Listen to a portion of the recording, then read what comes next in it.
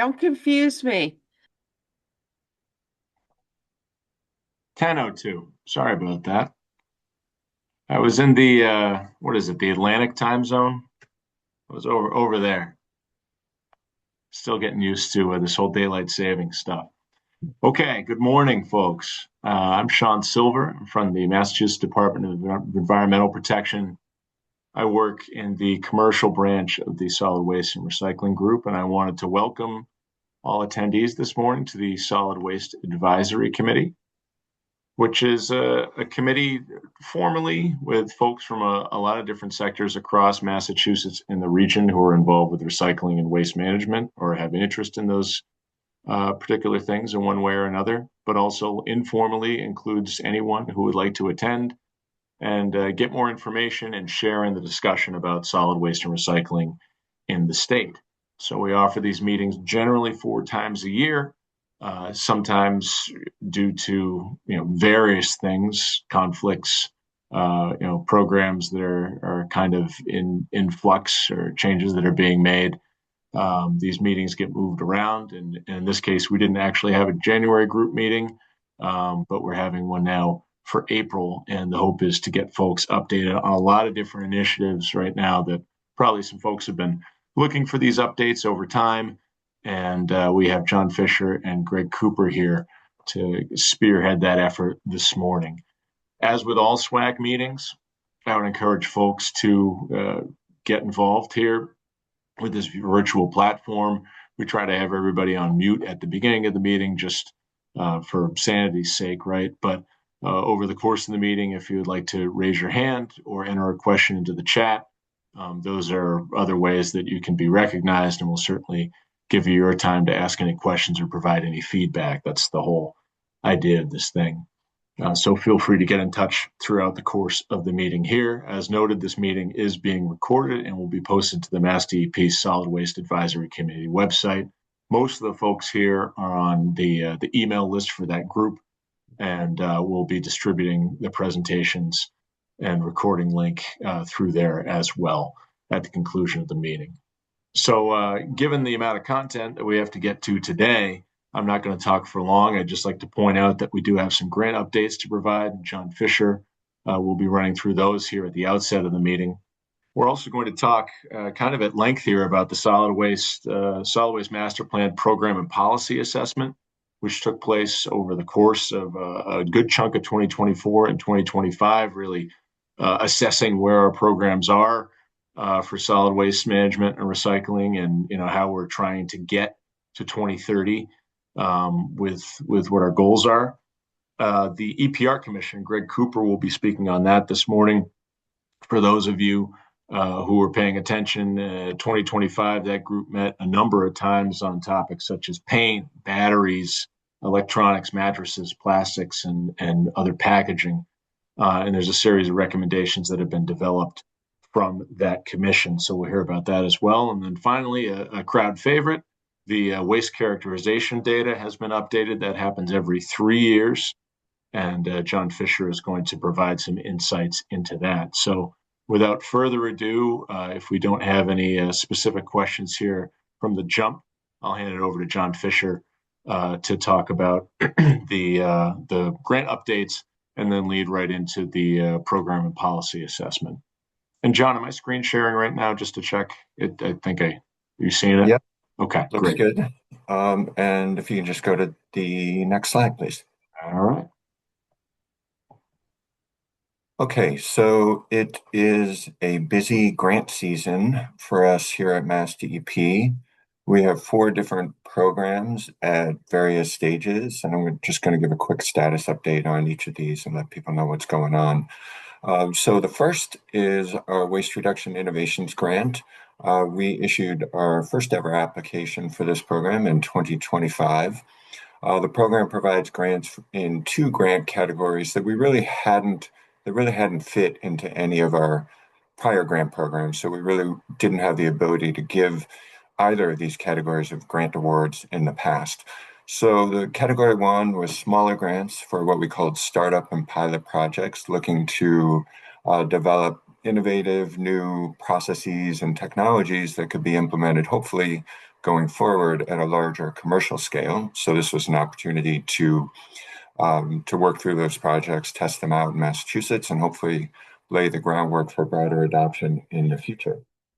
And the second category, much larger grants, were grants, capital-focused grants for projects that were really ready to go at commercial scale, and really hopefully make a difference at scale in our waste diversion infrastructure in Massachusetts.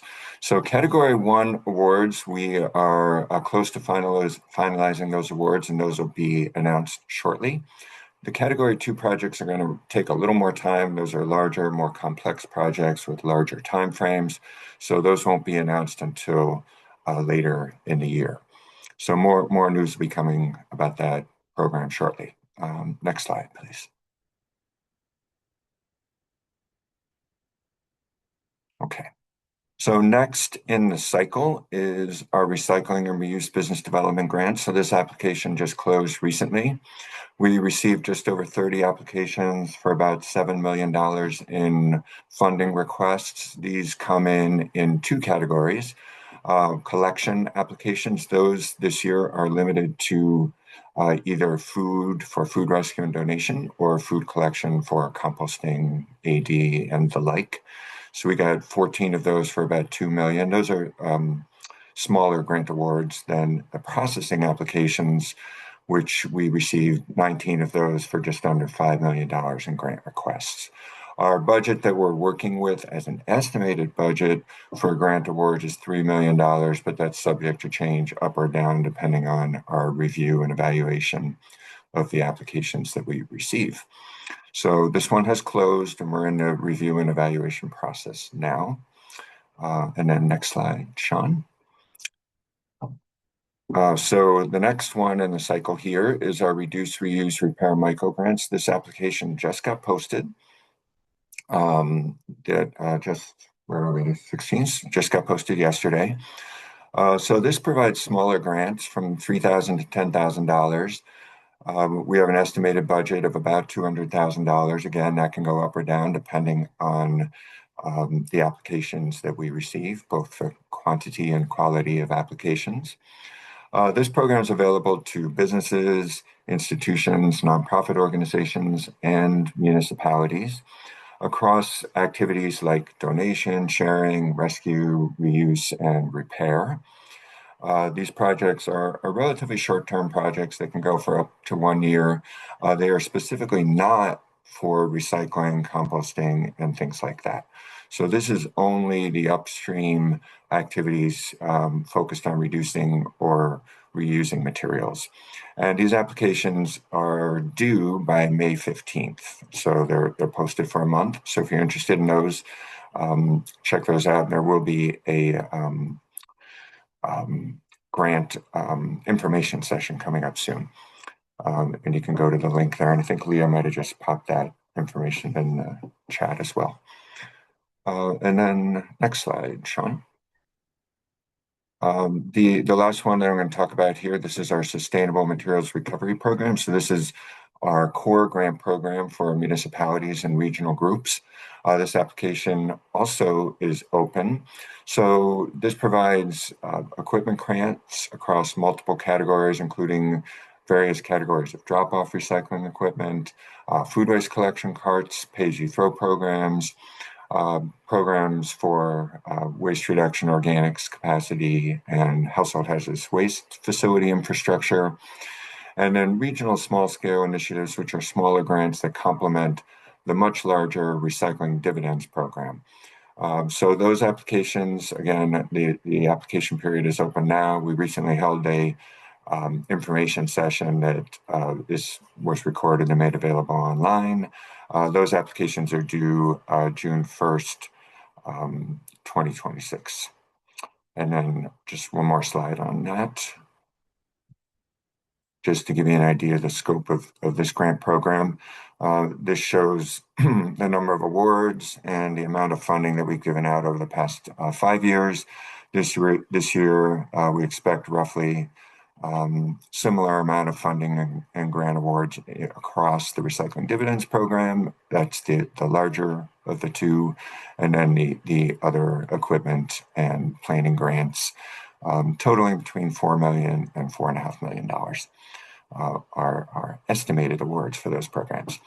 So that's what's going on grant-wise. There's obviously a lot of activity across all these program areas. They're each at a little bit different stage, but a lot of work going on across each of those four program categories. And I'll just pause and before I dive into our next presentation, just see if there's any questions or comments or other DEP staff on the call. If there's anything you want to highlight or add that I might have missed, please do so. John, I will highlight a comment in the chat, two comments. For one, Leah Kelleher passed along a link to the Reduce, Reuse, Repair Micro Grant, and Janice Perret clarified that the info session for those has passed, but questions may be submitted in writing up until April 30th, and the answers will be posted on the website May 4th. I'll just chime Thanks. in real quick. April 29th is the deadline for questions by 5 Thank you. p.m. Just wanted to make sure folks got that. It's on the web page too, but thank you, Sean. Great. Thank you, Leah. Anything else for John here? Okay. Guess everybody's all set with the grants this spring. You want to move it along to the next part, John? I do. All right. Okay. So this is a little bigger topic. So our solid waste master plan program and policy assessment that was conducted largely over the course of 2025. This is now posted up on our website, on our solid waste master plan webpage. And I'll give a quick review here of what's in that assessment and kind of talk about where we're going from here. So next slide, please. So just to outline what I'll cover here, I'll do a very quick summary of the process, some very high-level background about what we're looking at data-wise and progress-wise, and then I'll take a few minutes to highlight some of the key issues and recommendations by program area, and then talk about next steps and where we go from here. So I'm going to go to the next slide, and that's actually just a divider slide. Yeah. So, okay. So process-wise, over the course of 2025, we held a total of 17 meetings seeking input on various aspects of this review and assessment. So it's included this group, our Solid Waste Advisory Committee, and then various subcommittees and working groups that we maintain, including our construction and demolition materials subcommittee, our newly formed hazardous household products work group. I'll talk more about that in a few minutes. Our organic subcommittee, our reduce and reuse working group, also our deconstruction group that's within that larger group, and then our recycling market development work group. So we have meetings of each of these different work groups to seek input on different aspects of the solid waste master plan and where we may want to make changes or adjustments going forward. So next slide. And yeah, one more here. So there's a whole bunch of background data and information to share about, what's happened from 2021 through 2025. But this is kind of the key bottom line metric that we track relative to solid waste disposal. So when we look at our solid waste disposal, we see municipal solid waste essentially flat from our baseline year of 2018, but a really significant increase in our non-municipal solid waste, which is really driven primarily by construction and demolition materials. So that actually, we saw a 50% increase of that material, and that's what drove a 10% increase in overall solid waste disposal. If you recall, our goal was a 30% reduction by 2030. So overall, we've seen a 10% increase. So not getting to the waste reduction progress overall that we would like to see. Next slide, please. A little more context about that. So one thing that was going on through this period that's significant is that our gross domestic product by state, which is kind of a key economic indicator for the state, went up 40% during this period. And just historically and typically, waste generation tends to go up and down roughly in line with our economic indicators. So all things being equal, we would have seen a really large increase in our solid waste generation. So the fact that we saw overall a 10% increase is not good news, but given that that was influenced to some degree by the growth in state economy, it's better than it looks on the surface. Within that, we also just took a quick look at population, and that went up about 3%, and that's kind of wrapped up into that gross domestic product number as well. So population growth on its own wasn't a huge factor, but the overall growth in economic activity, which drives use of products and packaging and construction and all those other things, did go up significantly during this period. So certainly a factor that affects waste generation. And then one other background point to talk about for the next slide here. So the other thing that we looked at is, how we're doing with hazardous household products. We looked at access there, and a stat here that looks pretty good. 82% of residents have access to at least one collection event per year. That's up slightly from where it was back in 2018, but we're also keenly aware that that's not enough.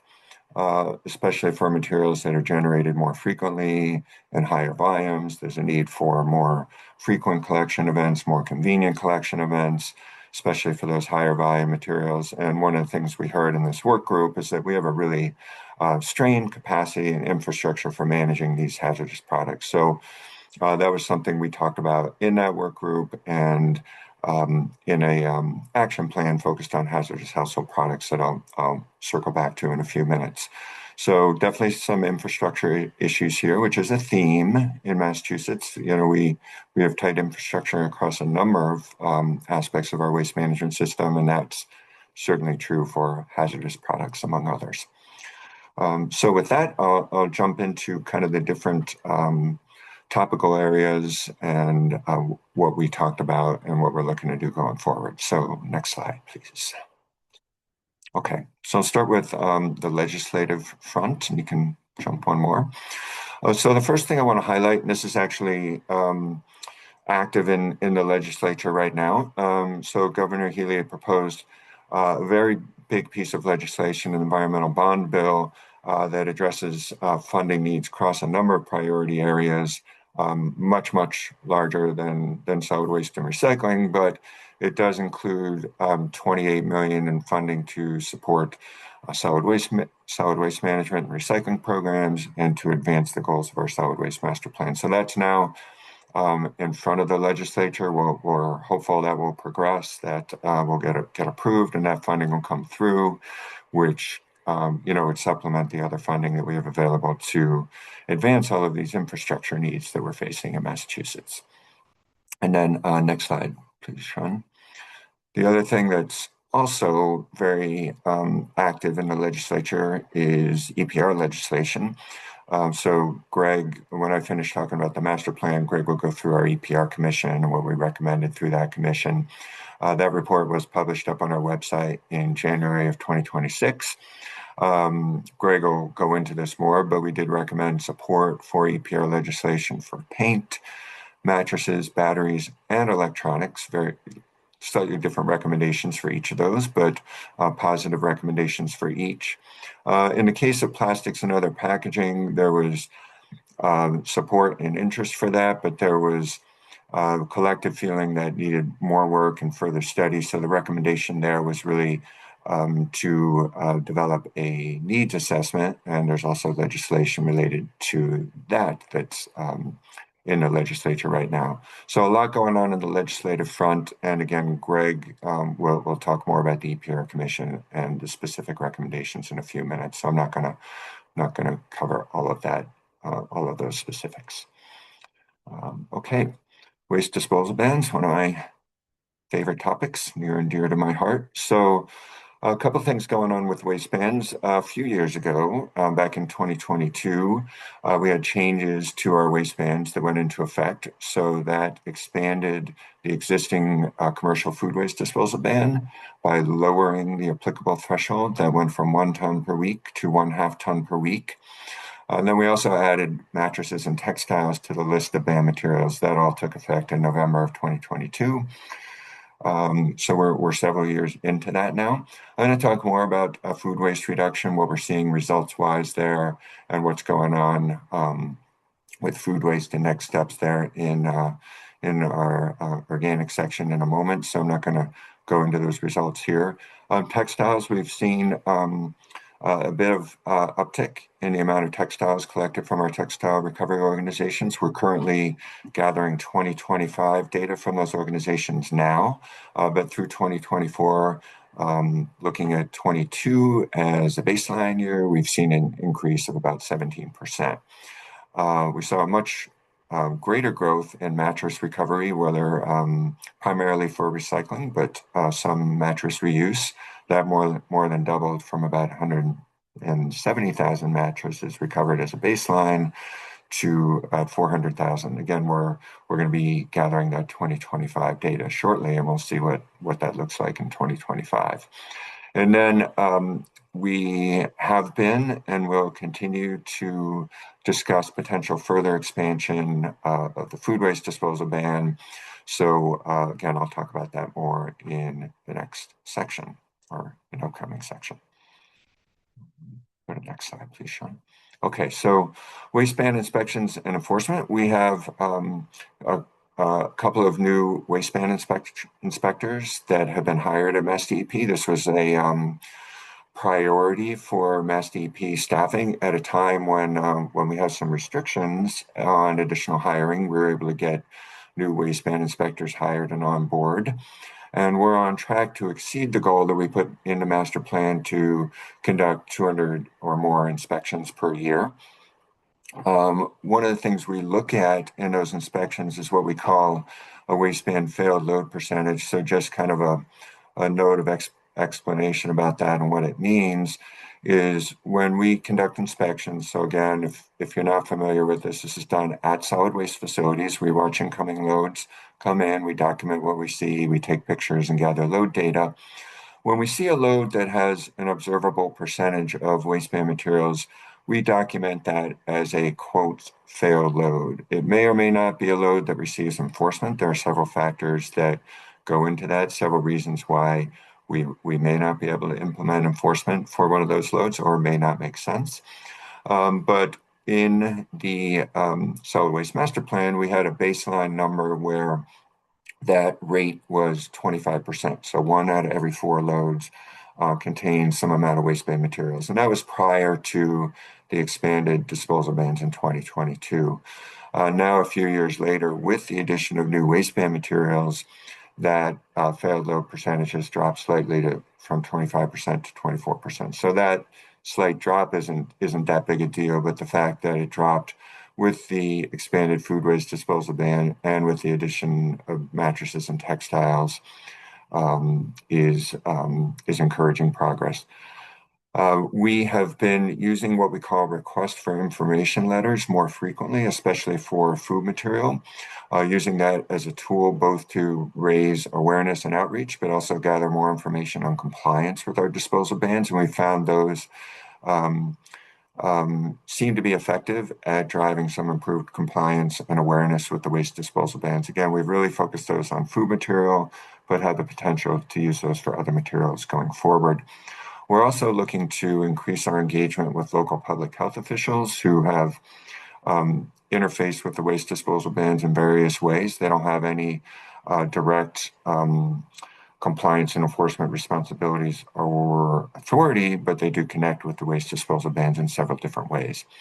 And then, as always, we looked to connect our compliance and enforcement work with our Recycling Works in Massachusetts program and the free technical assistance that's offered to businesses and institutions through that program. And then one more slide about waistbands, and then I'm just going to pause for a moment because I've already covered a lot. I just want to see if there's any questions. But just one more slide here.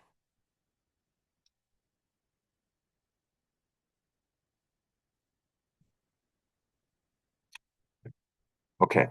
So with our expanded staffing, of course, we're looking to do more inspections, and as a result of those inspections, we've been issuing more enforcement.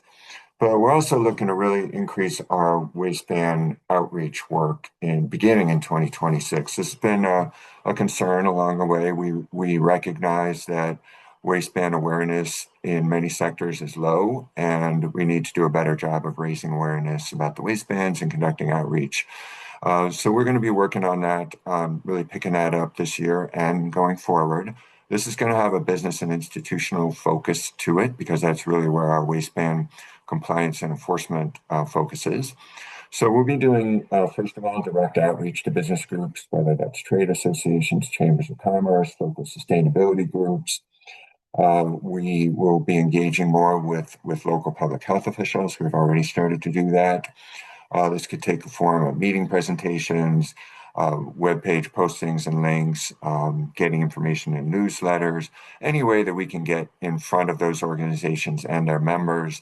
And again, as we go, a theme is connecting that with Recycling Works Massachusetts outreach and assistance, and perhaps kind of doing some paired outreach and assistance with both waistband compliance and enforcement and Recycling Works Massachusetts assistance. So we've always recognized that there's multiple paths to compliance. We can get there through inspections and enforcement, but we can also get there through outreach and assistance. And we're looking to do more of both going forward to more effectively improve our waistband compliance. So I'm going to take a quick pause there and just see what questions and comments have come in so far to make sure I don't get too far along before we address those. Yeah, John, I just want to make sure that Claire Galkowski's question in the chat is addressed, and it is RE the 28 million in the environmental bond bill for recycling. Does that include 1.2 million for a waste reduction needs assessment for packaging and paper as recommended by the EPR Commission? So going back a couple of slides, but I wanted to make sure we got to that. Okay. Greg, did you want to comment on?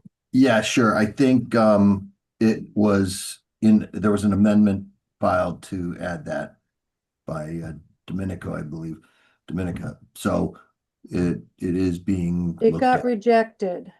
It got rejected when yesterday? Yes. Okay. So I don't think the language was in the original bond bill, the original environmental bond bills, broader. The language is broader, solid waste master plan, solid waste landfill assessment, that kind of, general language for the use of bond funding itself. So, and then there's obviously a lot of amendments that came in, and we just finished kind of commenting on, or last week we ended up commenting on bond amendments that were proposed by everybody. And so it sounds like I didn't realize they took the vote today or yesterday on what the final would be. And that was, so yeah, well. And I don't suppose it's in the governor's budget request either. At the time that they filed it, I don't think it was in there because they would have filed it in early, in January prior to the EPR commission kind of thing being there. So I don't believe it was in the budget. Well, okay, we're working on a budget amendment then for that also, but we're gonna need some help because it's an uphill climb. Right. Yep. Okay, thank you, Claire. Any others at this juncture? Hey, John. Yes, Yes. Garrett. Garrett Trewiler from WM. I just wanted to say I'd love to see this priority reaching out to the business community for the waistbands. I just think that's really great. So I just wanted to make a quick comment on that. Great, thanks. Yeah, it's always been something that we've had in mind. We just haven't always had the staffing resources to do it as extensively as we would like to. So we're trying to do it in a more focused way now. So yeah, hope to really, you know, be successful in raising the word, raising awareness, hopefully driving more people to the Recycling Works program and overall improving compliance. So yeah, I agree. I think awareness is a really important part of this. Right. Thank you. Got a hand up from Janet right now. Hi, thanks. This may be coming up in the waste composition update, and if so, please feel free to defer. But related to enforcement, will we be able to see what percent of what's going to the trash are banned materials in the waste composition info? Yes, I actually, I didn't run that specific number, but I'll be focusing on some of the specific materials and what the trends are. I can get back with the overall composition of all of the waistband materials combined, but I will be talking about a number of them in that presentation. So Great. Thank you. yeah, two-part response. I'll address a lot of that, but Janet, we can follow up, add this to the presentation following the meeting about the overall, you know, percentage of waistband materials in the trash. We'll add that data. Lindsay has a hand up. Hi, yes, good morning. Great to get the summation of the report. I'm wondering, particularly where construction is a huge contributor to the waste increase, um, it- within this business and institutional focus, where are you targeting property development, and are there avenues for you to formally from department to department to formally structure alignment with economic development, housing, all of those agencies that are pushing for more housing construction? Will there be alignment with the waste reduction in requirements?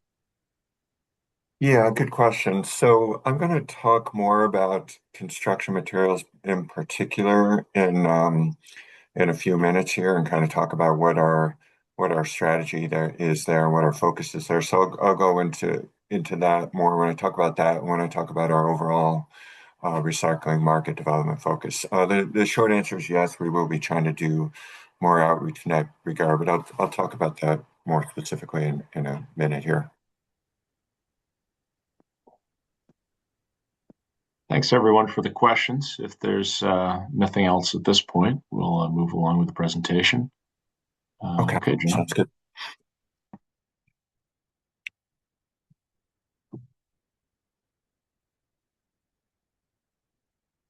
Okay, source reduction reuse. Okay, so a lot going on in the area of reduction and reuse. So one of the core programs here, we touched on it in the grant updates earlier, are reduce, reuse, repair, and micro grants.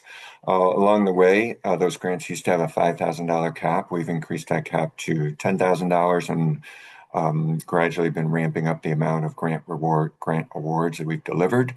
We've now awarded more than $500,000 to 95 through 95 different grants through that program, and hope to continue to grow that going forward.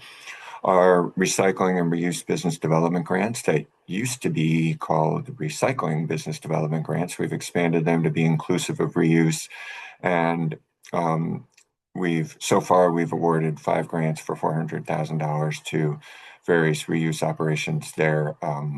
Obviously, like I mentioned earlier, we have another round of applications under review now, and of course, this doesn't include that. Deconstruction, this overlaps with building materials, but within our reduce and reuse work group, we also have a deconstruction working group. That work group worked with us to develop the planning for a workshop that was held last fall. We have recommendations coming from that workshop shortly. There's a lot of, among other things, there's a lot of interagency connections with that around building deconstruction and just other management of building materials through construction and demolition processes as well. So that's one of the things that's going on, and in response to that question that came up a moment ago. So once those recommendations come to us, we'll be, developing a plan to implement those going forward, connecting those with all our different other program areas, and trying to really ramp up our efforts and really scale up the work on building deconstruction, as well as sort of other approaches to reduce the disposal of building materials short of mixed waste processing, which is also part of the picture. And then the other material that we've focused on quite a bit is single-use food serviceware. So working both with different programs at MassDEP and also with state and local public health officials. Our Recycling Works Massachusetts program published BMPs, sorry for the acronym there, that's best management practices for how food service establishments can substitute reusable food serviceware for takeout operations in place of single-use food serviceware. So that's available up on our Recycling Works Massachusetts website. Thank you, Steve. Just saw that link there.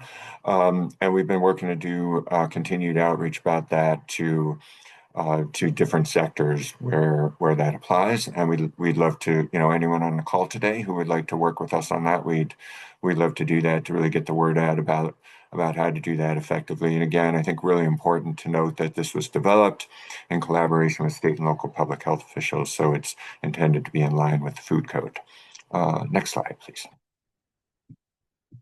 Okay, so going forward, we're going to continue our focus on deconstruction, building materials, reusable food serviceware. There's still quite a bit more work to do there and quite a bit more opportunity, but we're also starting to shift gears a little bit, looking at durable and bulky household goods as well as institutional furniture and fixtures. We have a work group meeting coming up on that shortly in May. Maybe someone can stick information about that in the chat. That'll be coming up in May. We consistently see these sort of so-called bulky materials in the waste stream comprising a very significant portion of our waste stream.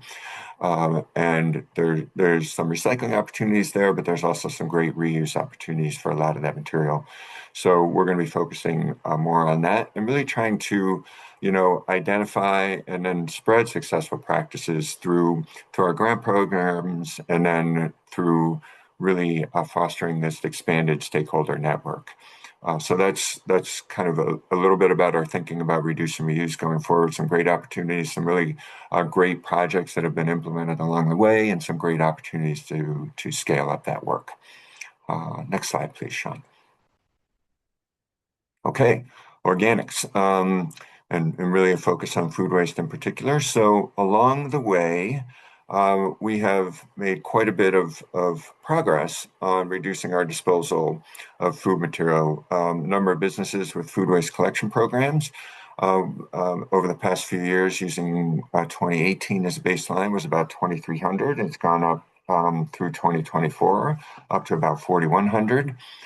We've invested about $5 million in grants and loans in our infrastructure for managing food materials. That includes both, includes a lot of things. It includes things like composting, anaerobic digestion, animal feed operations. It includes collection, and then also includes more and more grants to our food rescue and donation infrastructure. So really been focused on continuing to build out that infrastructure, and we're going to be continuing to do that. And along the way, we saw some great progress. Our food waste reduction on an annual basis was 100,000 tons per year back in 2012, our initial baseline. And we got it up to about 370,000 tons as of 2024. 2025 data, I do not have that yet.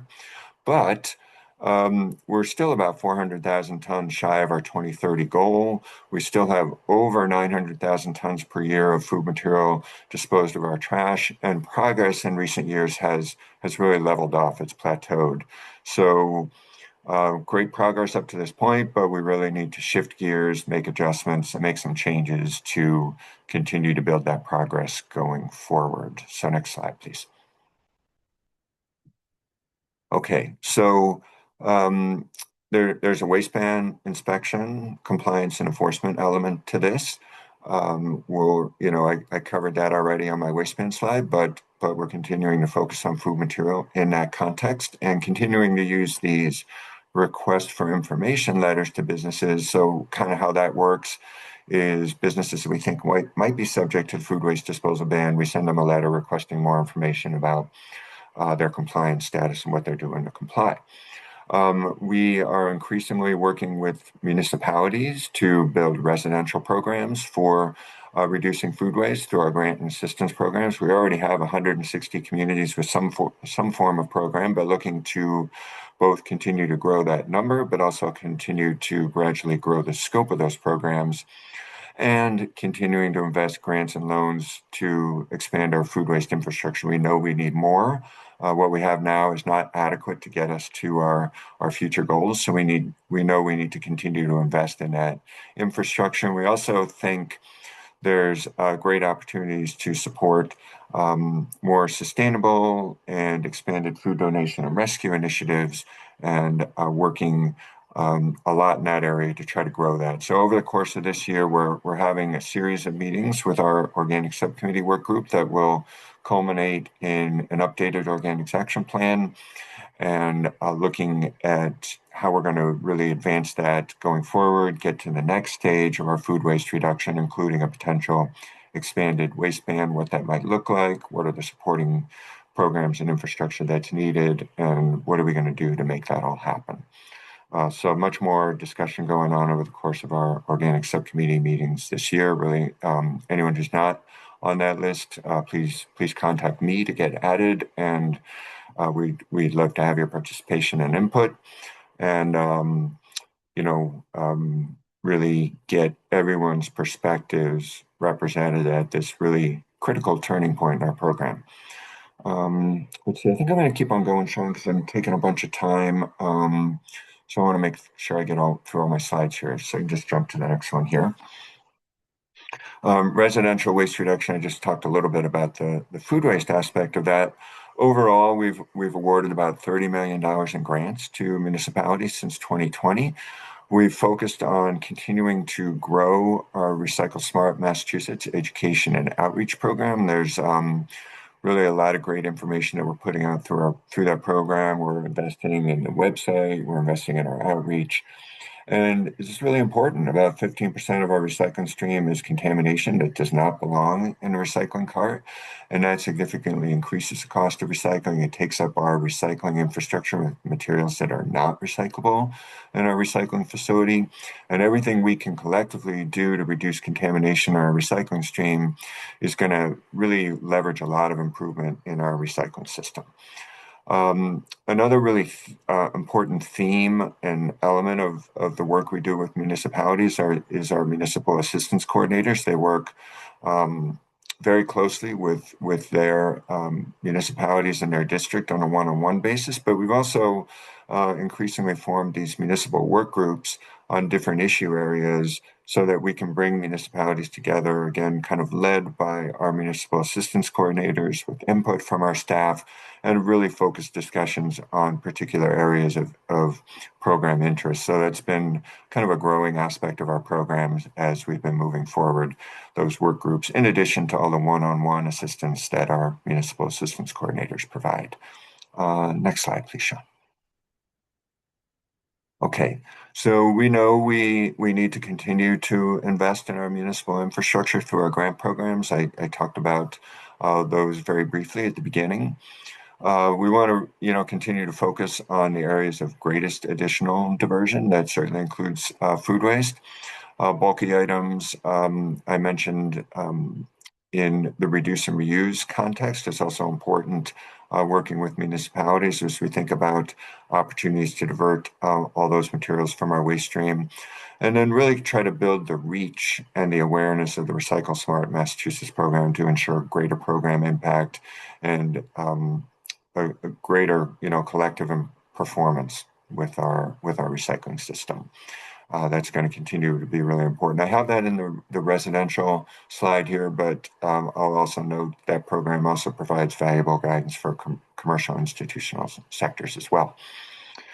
I'm going to keep on plowing ahead because I'm taking a lot of time. I'll try to speed things up here. Okay, hazardous household products. Next slide, please. So we, heard a lot of concerns from municipalities, regional groups, and others regarding hazardous household products. We formed a work group over the course of 2025, and some of the priorities that we're focused on. Trying to go quick here. That work group developed an action plan we put out last year. Some of the priorities within that action plan include expanding our collection infrastructure to provide more convenient collection opportunities, both in the area of maybe municipal infrastructure, but also looking into opportunities to support and foster more privately run permanent centers to complement and maybe take some of the pressure off municipal infrastructure. We're also looking to distribute equipment to municipalities to, in particular, collect damaged and defective lithium-ion batteries, which is a material of great concern in the waste stream, and continue, again, kind of in the EPR vein, to work with the legislature to try to implement the recommendations of our EPR commission that Greg will talk about more in a minute. Next slide, please. Okay, C&D, this has come up a few times along the way. So we're working to continue to implement our minimum performance standard for construction and demolition handling facilities. That basically the idea that standard is that it sets a floor and a level playing field for the industry, and we're looking to gradually increase that standard over time to get more wasteland and other recoverable materials separated and diverted from disposal. The deconstruction work group I talked about already in the deconstruction summit, looking to receive that report shortly and look to really ramp up our work in that area. As I touched on in our overall trends, we've seen a big uptick in C&D disposal and overall non-MSW disposal. So we know we need to do more here, and we need to do some things differently. So next slide, please. I think the theme that I would say here is we need to take an all of the above type approach. Our separation and diversion through our C&D processing facilities and transfer stations is important and critical to achieving this success, but we also realize that alone is not going to get us to our goals. We need to do a better job through deconstruction practices, other practices to capture the value of existing buildings, expanding that reuse infrastructure, also expanding perhaps infrastructure to manage source separated materials that really don't get effectively separated at C&D processing facilities, and then continue to invest in end market outlets, ideally in Massachusetts for some of the priority materials. We've offered grant offerings in these areas along the way and haven't gotten a lot of takers, but we're hopeful we continue to grow that infrastructure, if not in Massachusetts, at least across the Northeast region, to provide more local or regional markets for some of the priority materials where we think there's significant additional diversion potential. So that continues to be a focus. And with that, I'm going to segue to market development. Next slide, John. Okay, so this is one of our newer action plans. We launched that in 2024. I already talked about these grant programs earlier, so I'm going to kind of run through this quickly, but this slide just gives an idea of some of the overall activity in each of these program areas over, since 2020. A lot of grants and loans being awarded, and we're hopeful that we can continue to ramp up the funding delivered through these programs to continue to ramp up our infrastructure in areas where we have infrastructure gaps and infrastructure needs. And then next one, please, Sean.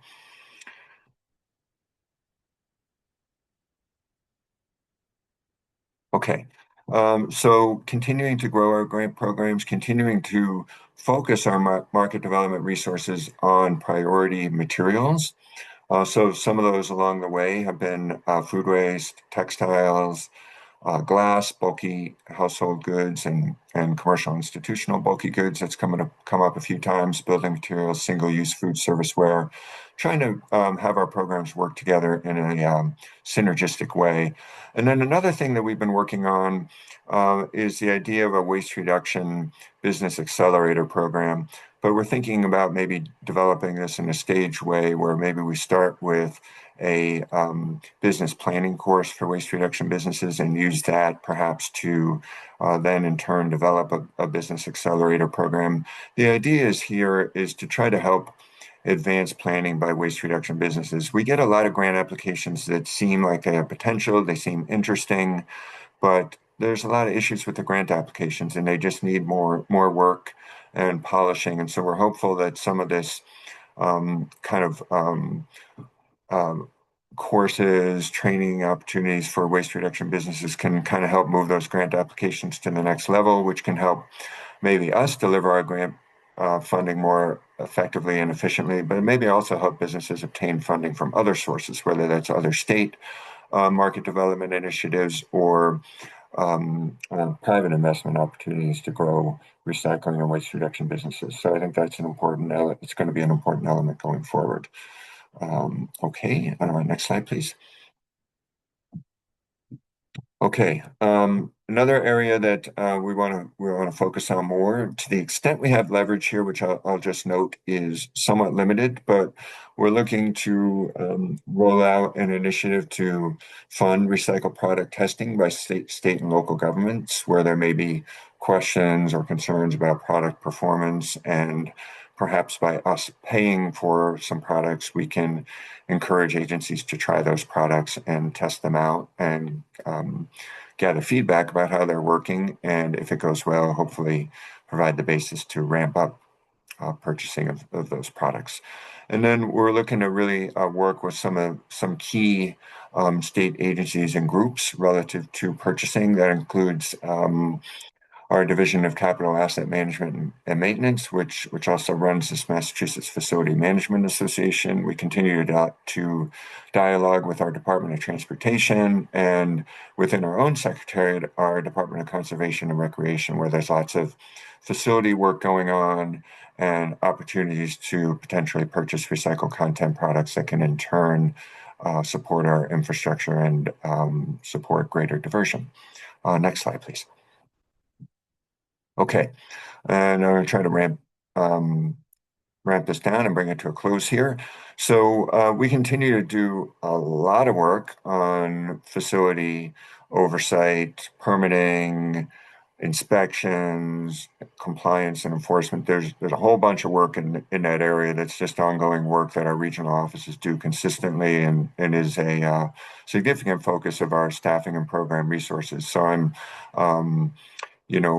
really glossing over that here because that's really something that's an ongoing area of work that we do year after year. But a couple of things to note.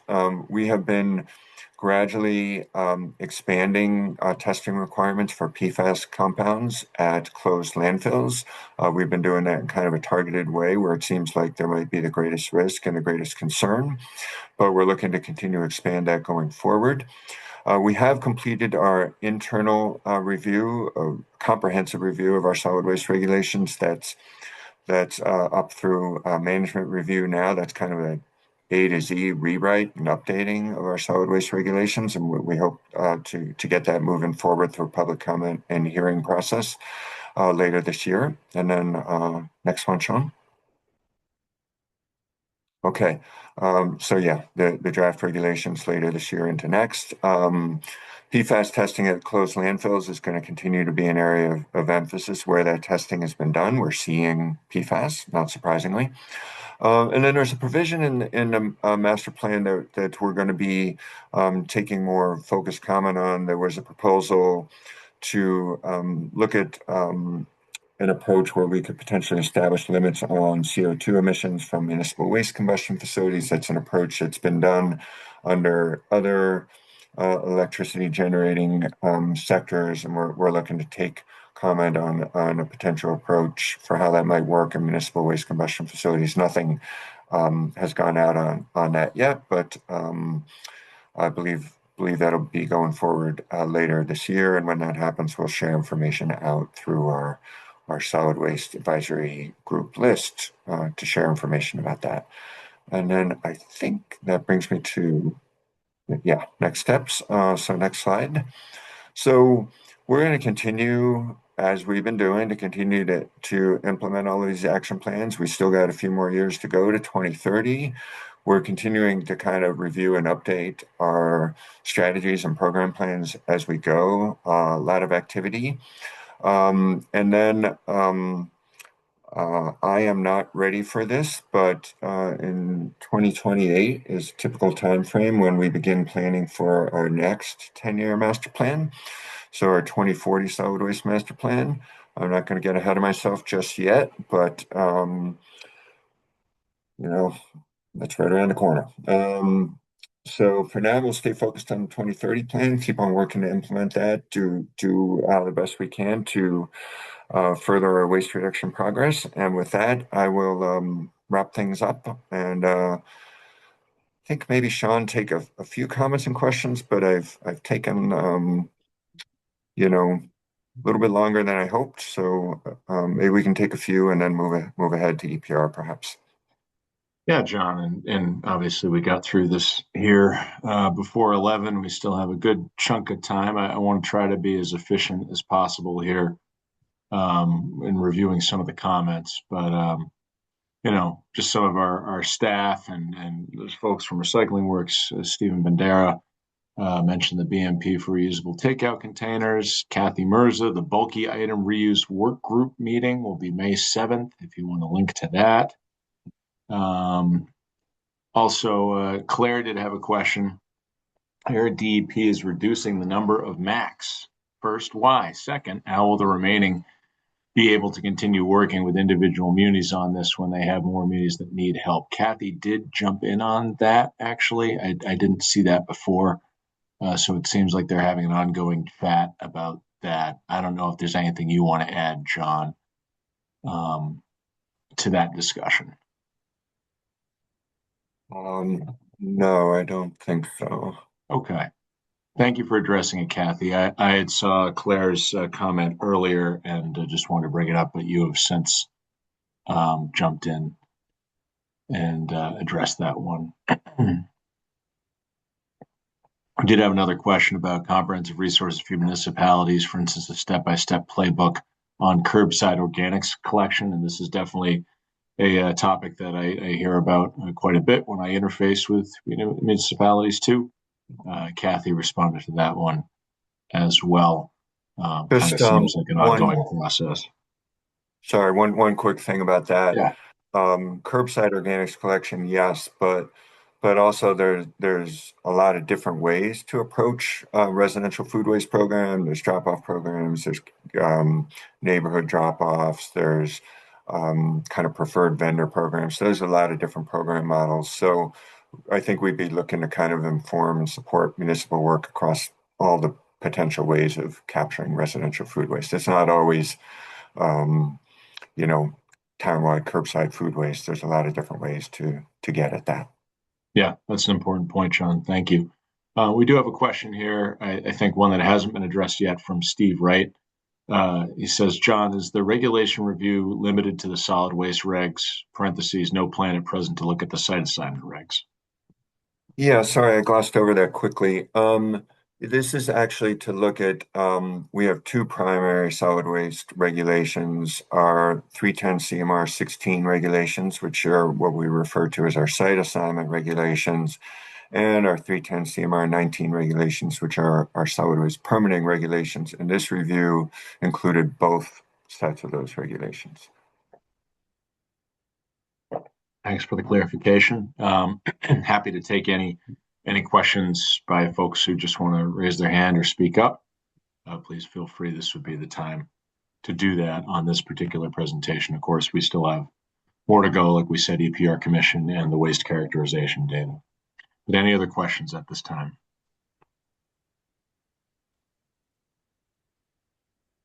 Okay, John, you'll get a break and we'll have Greg present here on the EPR Commission. Sounds good. Thanks. Thank you. All right, Greg, will get this going over here. Great, thanks. Hi, everybody.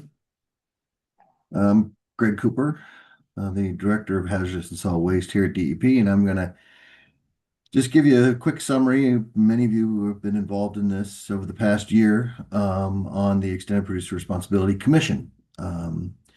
Next slide. So the commission was created in late 2024 by the legislature establishing the law to set up a Extended Producer Responsibility Commission. Next, I think there might be rolling out. Sorry about that. Didn't realize that. Just roll it all out, Sean, when you get a chance. Initially, so there was, it was in the clean energy law. Basically said we'll have a special legislative commission run by DEP. There'll be, 21 members of the commission from a diverse set of stakeholders, and the commissioner appointed our deputy commissioner of policy and planning, John Beeling, to be the chair of the commission. Next slide. Membership wise, it included a broad mixture of, that's funky, government officials. There was some, and legislators, recycling industry, packaging industry representatives. We had municipal representation, nonprofit environmental justice groups participated. There were a variety of associations, such as the National Waste and Recycling Association, Mass Retailers Association, the Association of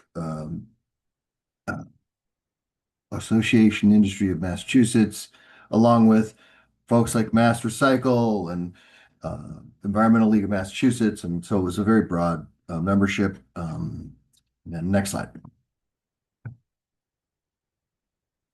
And it also had a good geographic, displacement. We wanted to make sure that all parts of the state were kind of covered. So we had, representative on environmental justice from Springfield, and folks representing from down in the North Shore and the Cape, and Worcester, just to make sure we got good representation in the discussion. Next slide.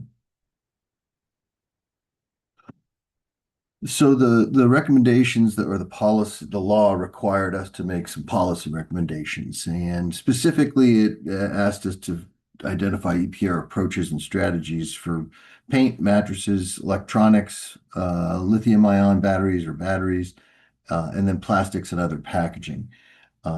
Part of that approach and strategy and the recommendation needed to include kind of the structure that would be in place for the various categories for collection, processing, and financial responsibility. And we also were to provide information on cost impacts, current impacts, current costs that are incurred for managing those materials, costs that would be incurred if it were switched to an EPR program, methods of incentivizing, producers and product manufacturers to reduce material reuse and extend the life cycle extension of those products. And then also the impacts on waste generation and waste stream contamination reduction. So you can see by that that was a huge amount of work. Next slide. Which they told us to do in 4 public meetings. Which was not really going to be possible. So we ultimately, the commission decided to hold 7 meetings. We also decided to establish 2 advisory groups for a couple product categories that we felt needed more extensive, deeper dive into the information, and that was for electronics and plastics and packaging. So we had an advisory group formed for each of those, and those advisory groups met twice. And all of the meetings complied with open meeting law, and because the EPR commission was a public body. Next slide.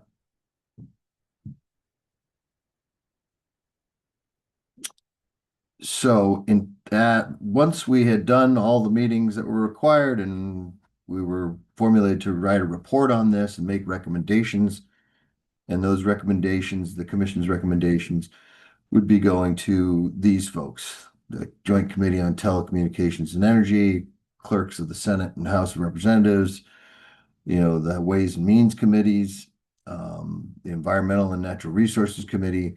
And then also we were going to publish all of the findings of the commission on our website. So one thing we did a little differently than this, we did not wait until we had a whole final report done before we started communicating some of the individual product category decisions that were made by the commission. We decided that once we had a vote and information on a product category, a recommendation, that we would advance that as soon as it was approved by the commission. So thereby gave more time for the legislature to have those recommendations in hand versus waiting until the end of the process to hand them the whole piece. Next slide. You can find all of the information about the process, the commission, the membership, the report, the meetings, meeting agendas, meeting notes, the recordings, and there was a public comment portal during the whole process where anybody could comment on any of the product categories and the discussions that were going on. And all of those public comments have been left up on the webs, and the responses that were drafted have been left on the website there also. So encourage you to go take a peek. Next slide. And I think, obviously there was discussion at the outset of the commission about, what are some of the benefits of looking at EPR. We identified, at the taxpayer economic benefits, taxpayer savings, creating jobs, expanding markets. The environmental one obviously helps try and divert more material, reduce illegal dumping. The community piece, making it convenient for residents, fostering equity and access across the state is another piece. And then also getting, incentivizing more producer innovation and more infrastructure within the state to properly manage all these materials. Next slide, please. So now I'll get into just the actual categories that we discussed, and a little bit more detail about each of those categories and what the recommendations were on them. So we were asked by the legislature, and I think it did say we could do other ones, but I think we were so short on time and meetings and resources that we really had to focus on the ones that they were instructed for us to address. So paint, mattresses, batteries, electronics, and plastics and packaging. Next slide.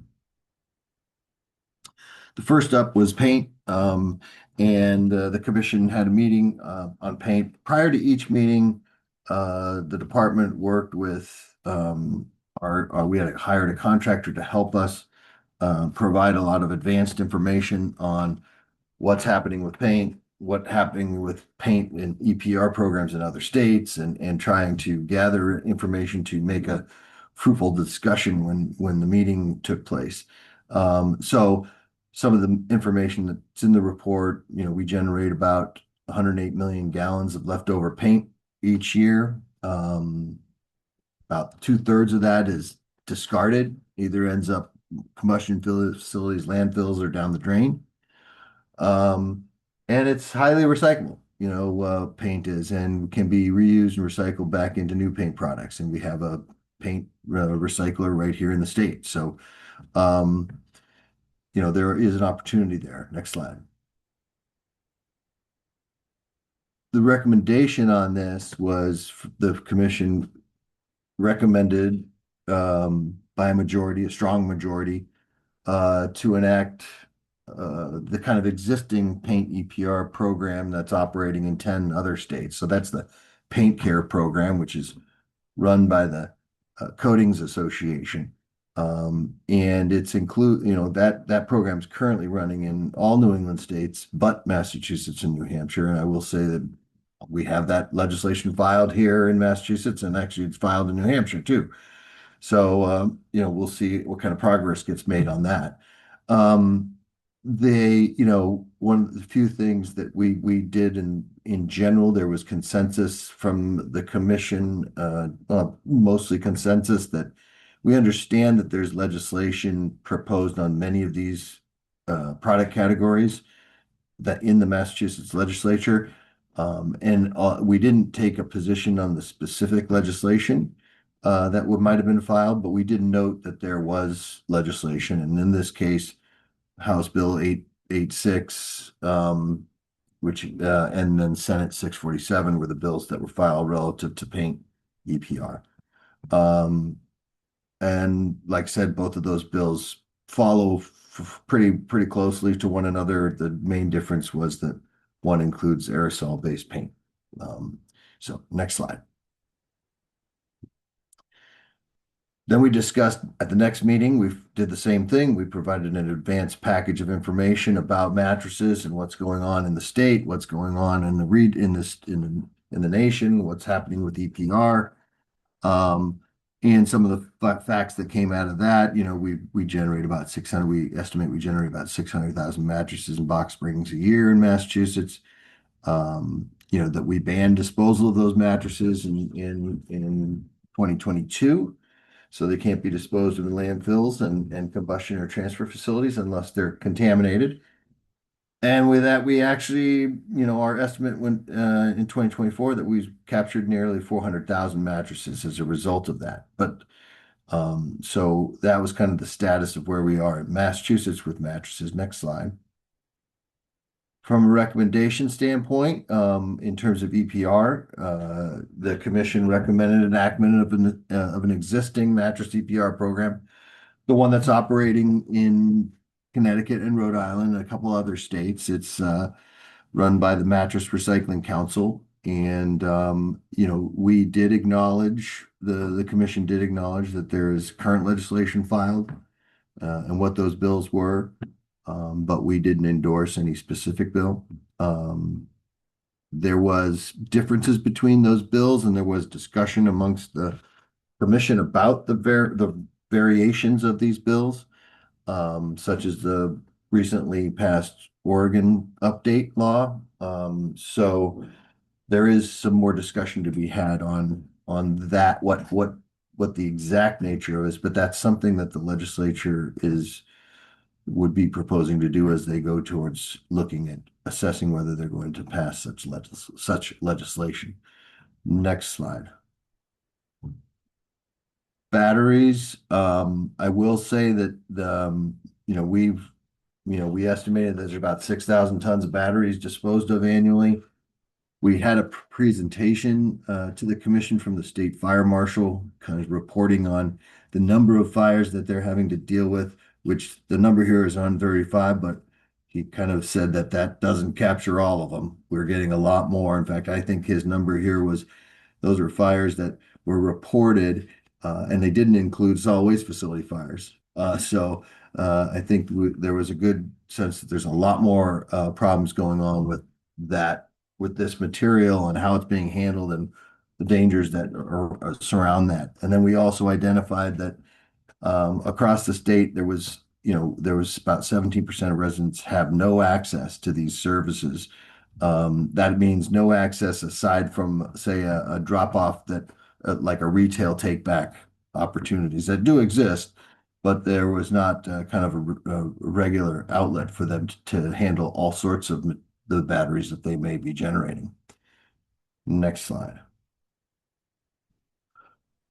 Recommendations. I will say this was the one unanimous recommendation that came from the EPR Commission, is that we should have an EPR program and make it similar to the one that's already passed in 14 other states, plus the District of Columbia.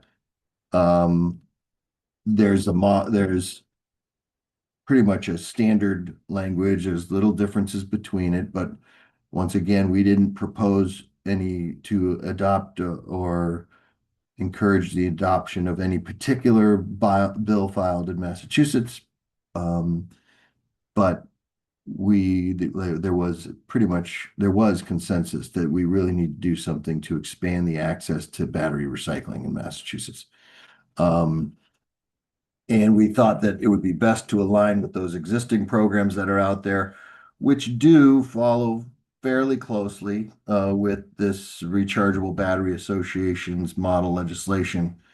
There's, as with everything, there's some nuances that need to be addressed, but I think that's something that the legislature would address through, public meetings and their own input to decide what might be best. So, hopefully, my hope is that this is something, this and paint and was added as amendments in various places in the legislature.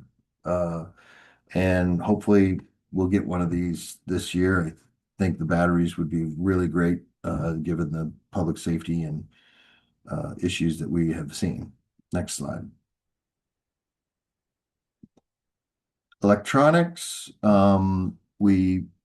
this was a discussion. First was kind of like, what are we talking about?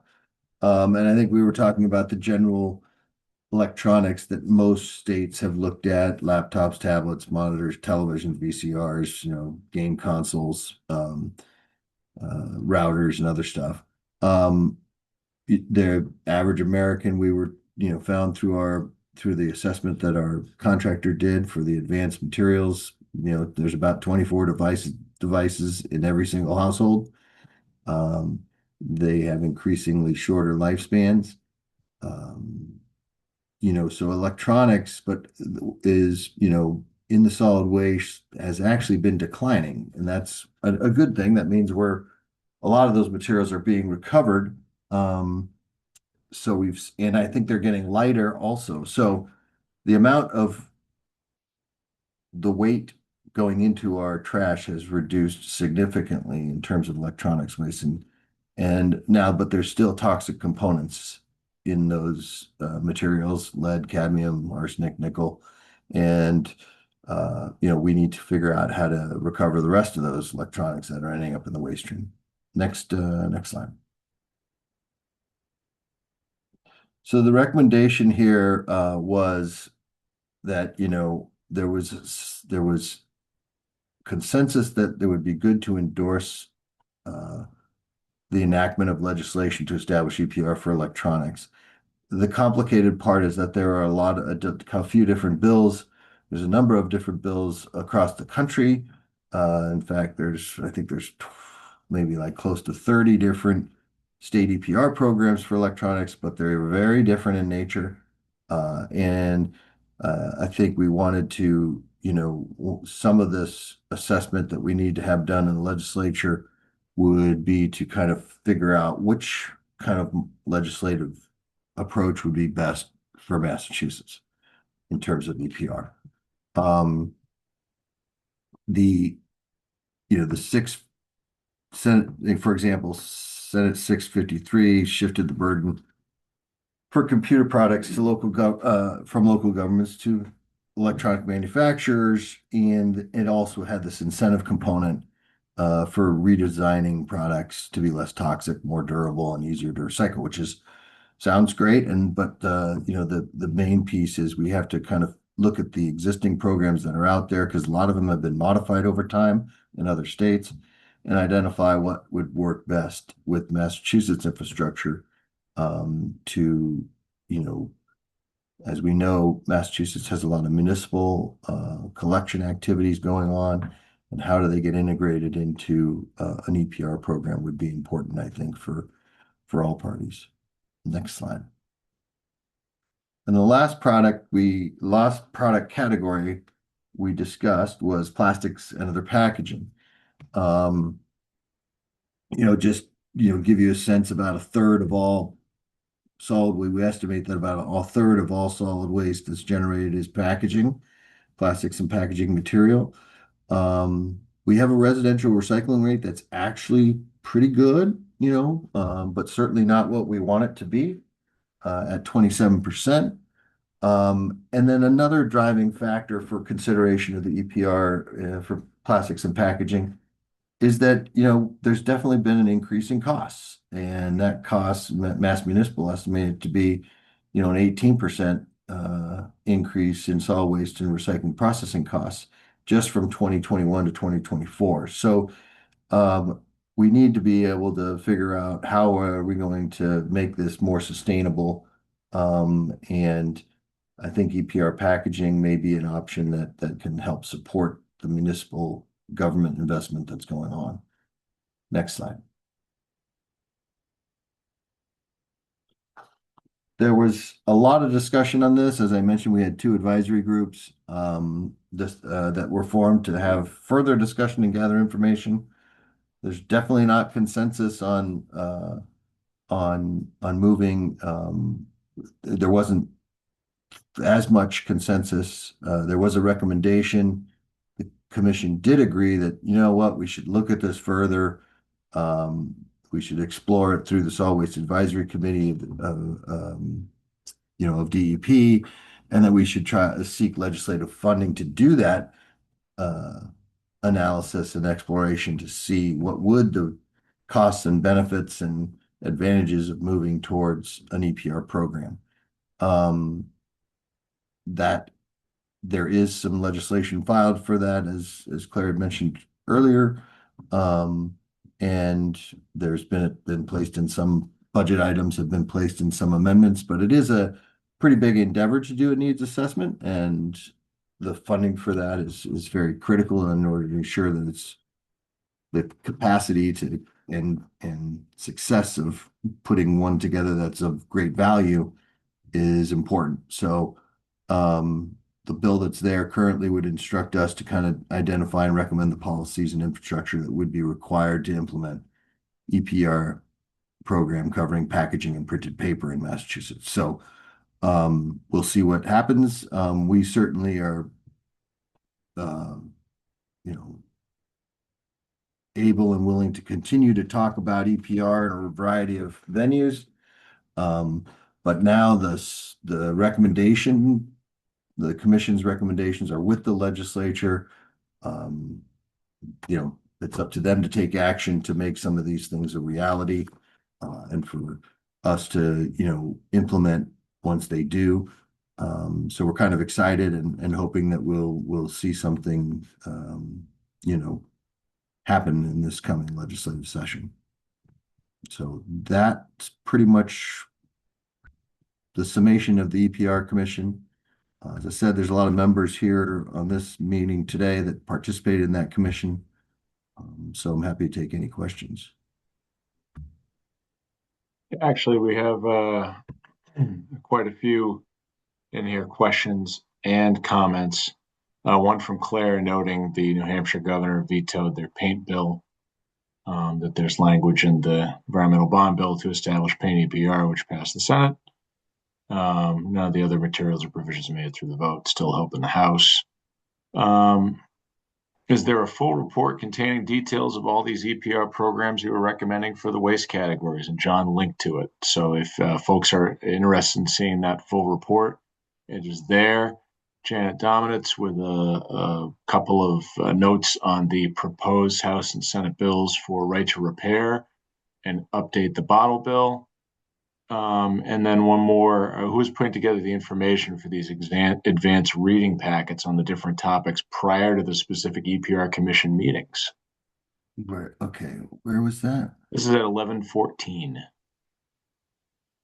Okay. Oh, okay. So we hired a facilitator to assist both with the meetings themselves to make sure they kept in, had a process, and we had bylaws and rules of order, and they went and gathered information from a variety of sources on kind of the upfront package, getting the information about what other states have done, what has been the results of that. There always was a component of it that was kind of trying to balance well, here's benefits, here's people's, opposition to it. So there was a fairly well-balanced kind of initial report that people would be able to look at, and it identified some of the issues that would need to be addressed in an EPR program. So because there was a number of people who came into the process, maybe not as, highly knowledgeable on the topic as others. So we tried to provide some of that general background to folks so that the discussions weren't we're more controlled and informed and valuable for all the members of the commission. Thank you, Greg.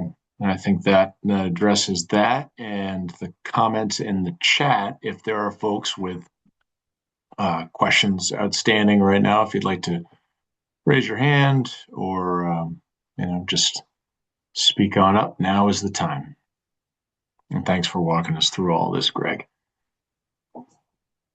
7 meetings and lots of recommendations. It was a labor, but obviously, well, hopefully worth it in the end here. Yeah, keep my fingers crossed. Yeah.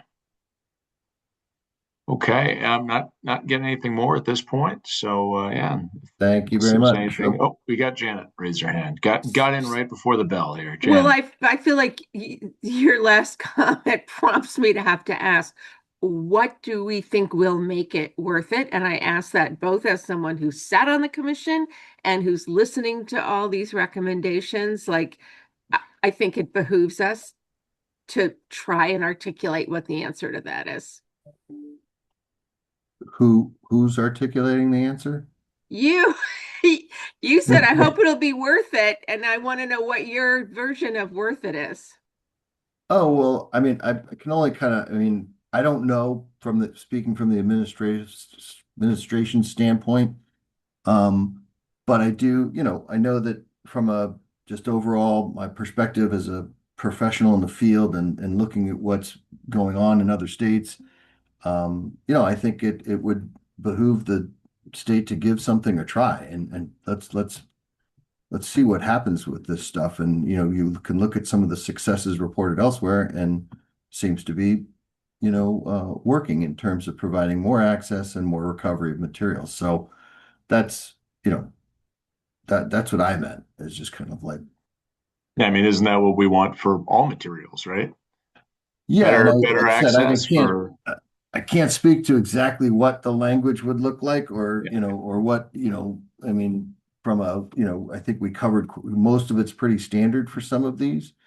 And so I think it's, it's at this point, it's the ball's in the legislature's court for figuring out what they want to do or not do. Right. And I think, sorry, just to wrap that piece up, at the beginning of the commission, we talked about like, what is the charge of the commission?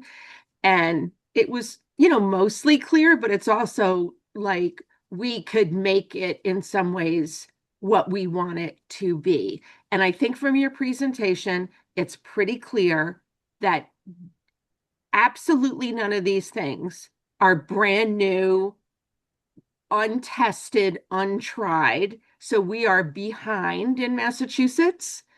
In some cases, a little bit, in some cases, an insane amount.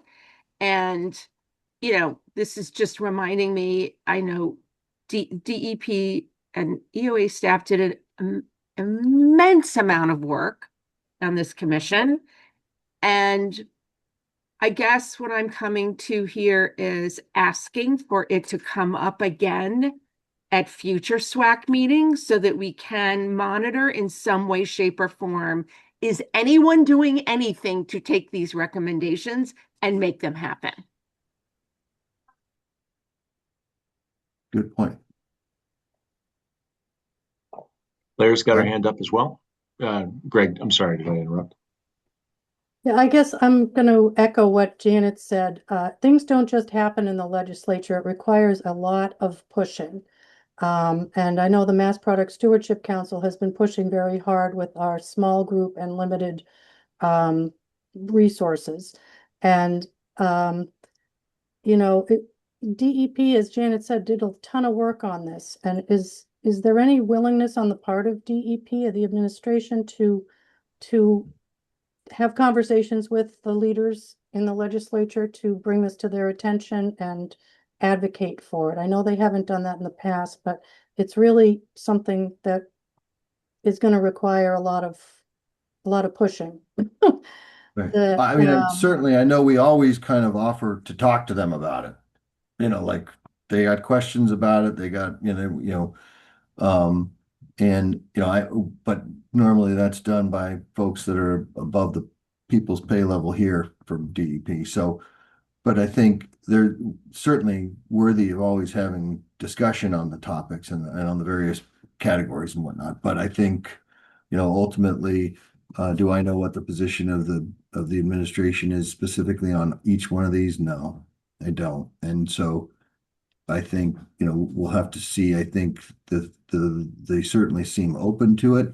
And I don't think we would have seen the level of interest and priority on part of the administration if they weren't, when we had the commission and to do the commission and have the level of involvement, if we weren't kind of interested in seeing something happen.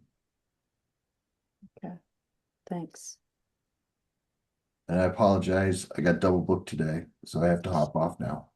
Okay. Unless there's any other questions, I apologize. Well, thank you for the answers.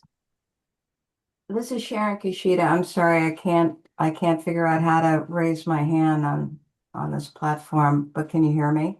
Yep. Oh, so, and I'm sorry, I apologize for tuning in late. I guess I want to, because I just heard Janet and Claire, I just want to reiterate something I've said, is that I really feel that DEP is the superpower here.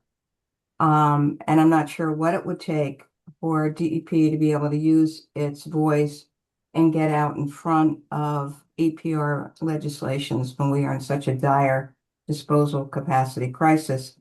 I think it was 2014, others can correct me if I'm wrong, when Deval Patrick was governor and he supported the bottle bill. The DEP was very vocal in support of the bottle bill. And so how do we get there? We know these bills work and they're not going to be implemented overnight, even if they were to pass. And I think every year we delay, it's just foolhardy. So I'm appealing to you to use your superpower to say to the legislators, we need these laws to pass and we can't wait another legislative session. And for those of you that are involved in getting legislation passed and have been for years, boy, I applaud you. It is so damn difficult and disheartening. It's one step forward and about 10 backwards. So again, this is me. It's a plea to DEP to find out how you can navigate your way to the governor or to a mouthpiece that can say DEP wants to see these passed. Thank you for taking my call. Thanks, Sharon. Thank you, Sharon. Yeah, Greg, I think you said that you did need to Yeah, I apologize. be I somewhere kinda else. 11:30, but Yeah. good luck. And we'll be in touch. We're just going to keep talking, obviously. Yeah, the lines of communication here are open. Yep. And thanks, Greg. Bye. Okay. Some great, questions, discussion here on the EPR stuff. At this point, we got about 25 minutes left in the meeting, so I am going to seek to pivot once again.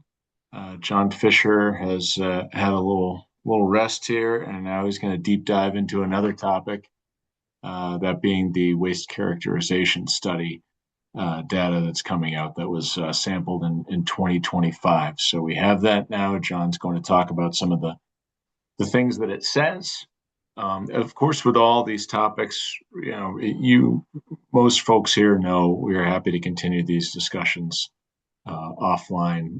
We don't have to just have them within the constructs of the meeting. So, John, if you're ready, we'll get going on the waste characterization data.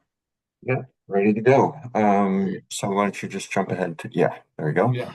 Okay, so for those who don't know, well, first of all, I should say that waste characterization studies are a big deal. They're time intensive, they're labor intensive, and they're expensive.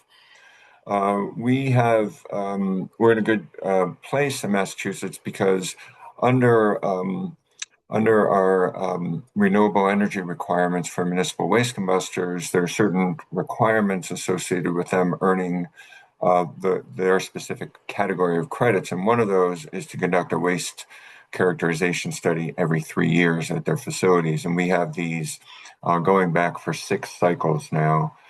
So we're fortunate to have this data over an extended period of time to kind of look at what it shows us in terms of changes in the waste stream over time. I'll note that this data is for what we call municipal solid waste. So this is our regular household and business trash. This does not include construction and demolition waste or other categories of waste. It's just the regular solid waste from households and businesses.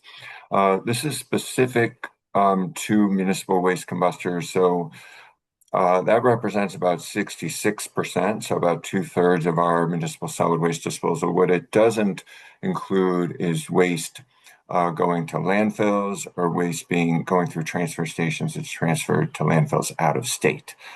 But we still think it's pretty good data. It's not exactly a municipal solid waste characterization, but it's pretty good to get this for waste representing about 2/3 of our municipal solid waste. And we think it's, in most cases, pretty representative of, what's in our solid waste.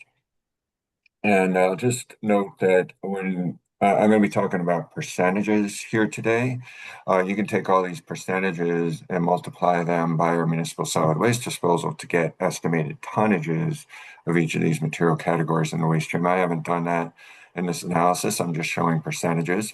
But if you're thinking in those terms, our 2024 disposal of municipal solid waste was about 4.5 million tons. We're in the process of gathering and putting together the 25 disposal data, but I don't have that available yet. A couple other background notes. These studies, as I mentioned, I believe these are conducted every 3 years, and we alternate between seasonal sampling periods. So in one study, the sampling period will be during spring and summer months, and the next study period, it'll be in winter, fall months. So we'll get spring and summer data every 6 years, winter and fall data every 6 years. Next slide, please, Sean. Okay. So the percentages I'm going to show for the most part are the percentages that apply to total municipal solid waste, but these studies also do breakout sampling in various ways. They break out sampling by residential and what they call ICI tonnage. ICI stands for industrial, commercial, and institutional. So in a few slides, I've shown the residential ICI breakout, but at the end of my slides, I'm going to share the links to where you can find the overall summary of the data, as well as the individual reports, and as well as the guidance that includes the definitions of each material category.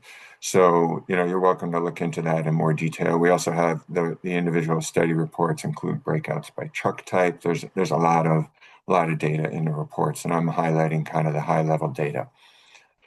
So I'm going to go through. I did a kind of trial version of this at our internal staff meeting yesterday, where I tried to show all of the data. And that was a little unwieldy. It was a lot on the slides. It was a little hard to absorb all of it. So I kind of shifted gears, and I'm highlighting just the materials where I think the trends are most interesting or noteworthy. So again, the full studies and the full summary of all of the materials are available up on our website. But for my presentation here today, I'm just going to go into a few materials where there were some kind of interesting changes compared with prior cycles. There's another important point that I want to mention, which is that this is important to keep in the back of your mind. When we add up these percentages, they always add to 100%. So when one material category goes up, somewhere in the data, another material category has to go down, and vice versa. If the percentage of a particular material goes down, that means by default, the percentage of another material goes up, always adds to 100%. Of course, the tonnage, we want the overall tonnage to go down, but that's not, this data doesn't show tonnage. This data just shows the percentages. The tonnage data we show in our annual solid waste data updates. Again, we have the 24 data up on our website. 2025 is not available yet. So of course we want to reduce our overall solid waste disposal across the board. And while this shows percentage characterization, this data itself doesn't include tonnage. That only comes in when we add the total disposal data. So just to make the point here that like we can't have all of these percentages going down. We always wind up with 100% of something at some point down the road. And I'll kind of maybe get into that with a couple of materials in particular where I think that has some particular relevance to the data, perhaps.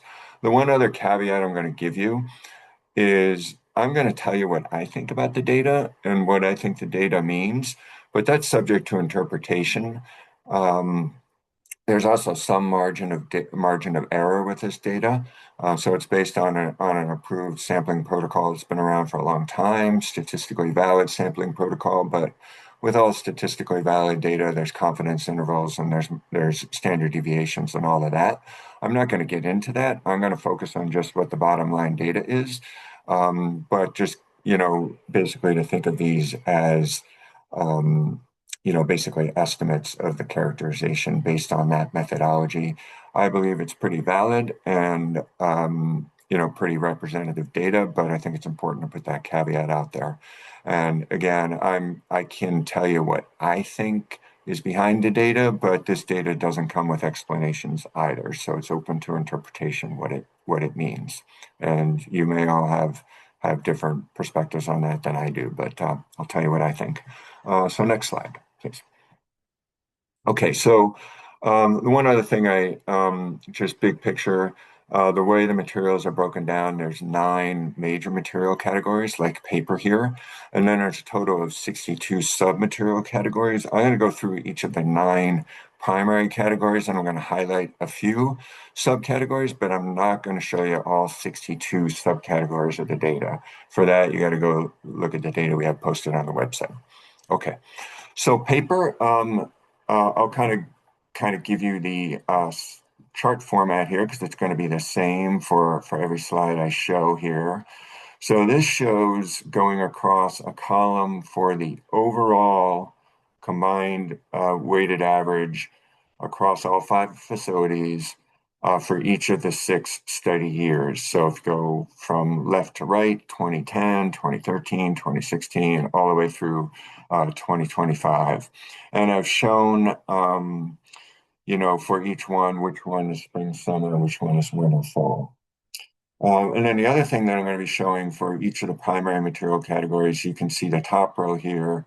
This is total paper. So this is all of the subcategories of paper added up and what percent it represents of our overall municipal solid waste. For each of the primary material categories, I'm going to highlight a couple of the sub-material categories that I think are of particular interest. So that's just kind of guiding you to what each of these slides are going to show.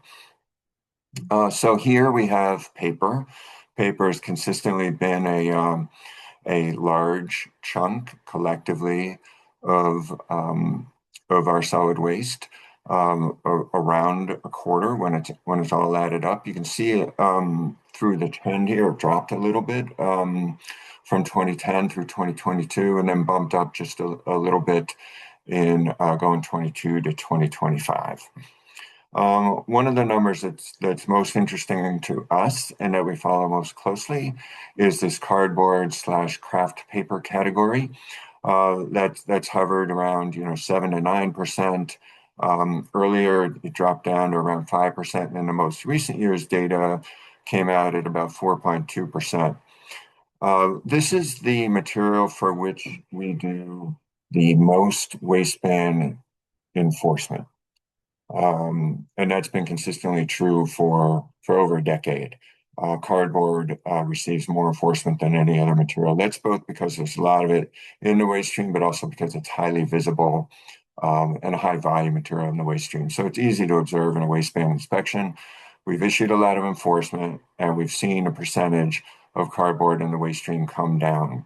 Now, again, I can't tell you for certain that that's due to the waste ban compliance and enforcement work, but it tracks, and it makes sense that this decline is due to the waistband compliance and enforcement work that we've been doing. We'll continue, of course, with all this data. We continue to track it every 3 years. We'll see what it looks like in 2028. But, I find this to be an encouraging data point. And, the implication I take away is that we're having some effectiveness through our waistband compliance and enforcement work. Compostable paper, this is things like paper towels, napkins, paper plates, all sorts of material like that, compostable cups, bowls, all that kind of stuff. Pretty significant chunk of the waste stream by weight.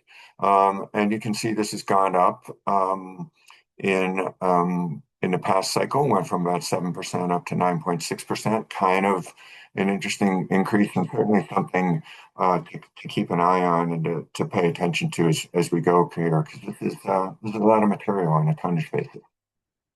I go to the next slide, please.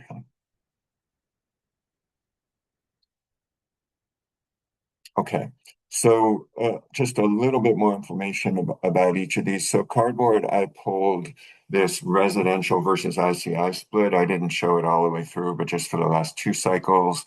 So in 2022, about 6% total cardboard, about 3% of the residential waste was cardboard, and about 8.5% of the commercial waste stream is cardboard. If you compare that to 2025, you can see the overall drop 5.8 to 4.2. The residential basically stayed steady. The commercial was where the drop happened from 8.5% to 5.1%. This again tracks with the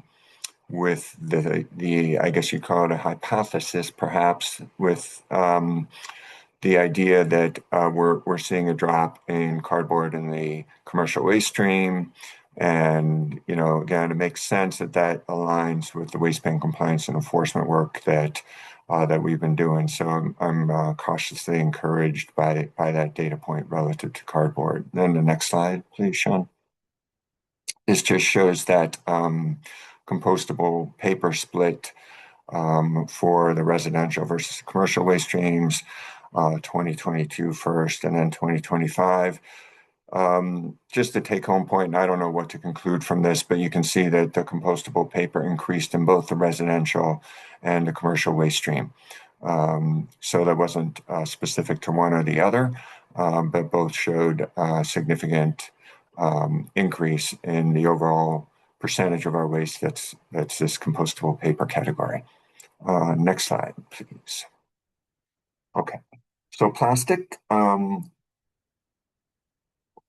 Plastic is the primary material category that's divided into the most subcategories. There are a lot of different components of plastics, primarily different categories of plastics packaging. I've only highlighted a few of them here. I think there's like 10 or 12 categories of plastic in the waste characterization. So same structure to the slide here. You can see the top row, total plastic. This has gone up over time. Not surprising when we think about, what we see in our homes, our businesses, and our lives. Makes sense that there's more plastic entering the waste stream. A couple things to flag here. Plastic deposit beverage containers have increased, particularly in the most recent cycle. We have seen an overall decline, steady overall decline in the beverage container redemption rate through our bottle bill, and it's interesting that aligns here with what we're seeing in the waste characterization data. One of the more significant subcategories of plastic is these bulk rigid plastic items. These are kind of large things, crates, storage containers, kids' toys, stuff like that. That's predominantly plastic in composition. You can see it represents a not insignificant chunk of the waste stream. This goes back to some of the program work we're trying to do on bulky household and commercial goods. And then another interesting one, this other film, I put the definition here because I think it's important. You can see that this has steadily increased through the years up to about 7.5% of our waste stream. This includes garbage bags, sandwich bags, all these various kind of bags and pouches that our food is primarily our food is packaged in. Again, kind of makes sense to me that this has increased a little bit, but it's a pretty significant chunk of the overall waste stream. So I think it's just worth highlighting how significant that is, especially now that it's up to 7.5%. Definitely the largest chunk of plastics and one of the larger material categories when you look across the entire waste characterization. So that's one that deserves, I think, to be highlighted. And then next slide, please, Sean. Okay. Metal, not a whole lot to say here. Pretty steady state picture for metal. It's not a huge portion of our waste stream. And I also note that some metal is this sampling is on the tip floor. Municipal waste combustors also do metal separation. So the actual metal disposal is even lower than what these numbers show. Again, the deposit containers an uptick in percentage composition, of these aluminum deposit beverage containers in the solid waste stream, like I showed a second ago with plastic, similar trend. But overall, the metal numbers didn't change a whole lot in the most recent cycle. Next slide, please, Sean. Okay, glass, similars with metal, not really significant change going on with glass in the waste stream, except the same, little more gradual, but a slight uptick in glass beverage containers. Hard to know if this is a really significant number or not, but since I was showing it for plastic and aluminum, I thought I'd show a number for glass as well. But other than that, glass not representing a huge chunk of our solid waste stream and no real significant changes in glass characterization over time from my perspective. Next slide, please. Okay. This is one of the more significant sectors of the waste stream, and especially in this characterization. We had this data showed a really significant change in what we call construction and demolition materials in our municipal solid waste stream. So these are not loads of construction and demolition materials, but these are these materials that wind up in loads of regular trash.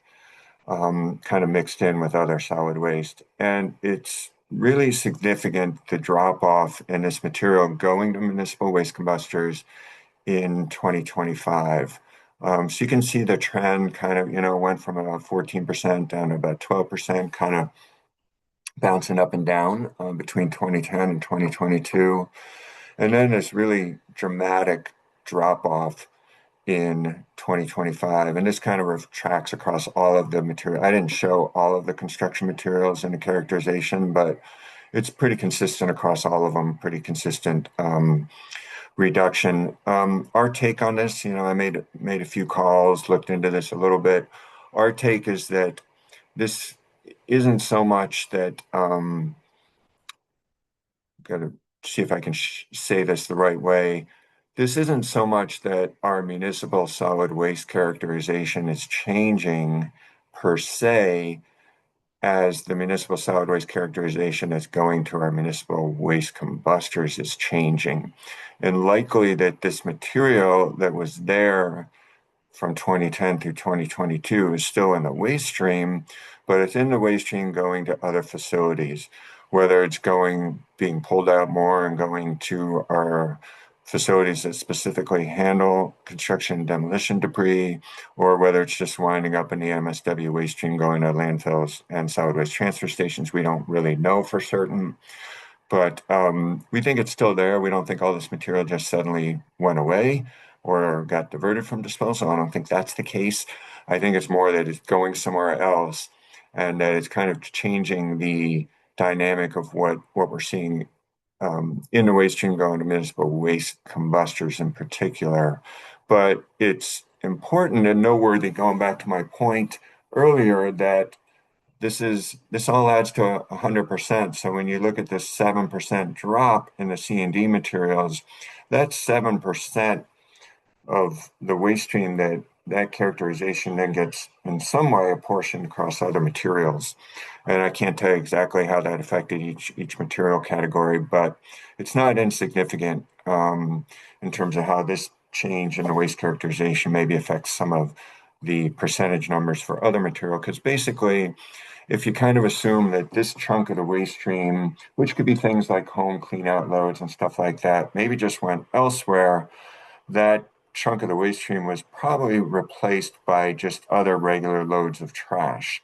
So it's just a little bit different dynamic in how the characterization numbers play out. I haven't kind of fully gotten my head around this yet. I know when we talked about it at our staff meeting yesterday, kind of made people's heads spin a little bit, but just to flag that this change is significant and a number we maybe have to spend some more time looking at and thinking about. And maybe we need to do a little bit other sort of complementary sampling to understand this better. That's something to think about also.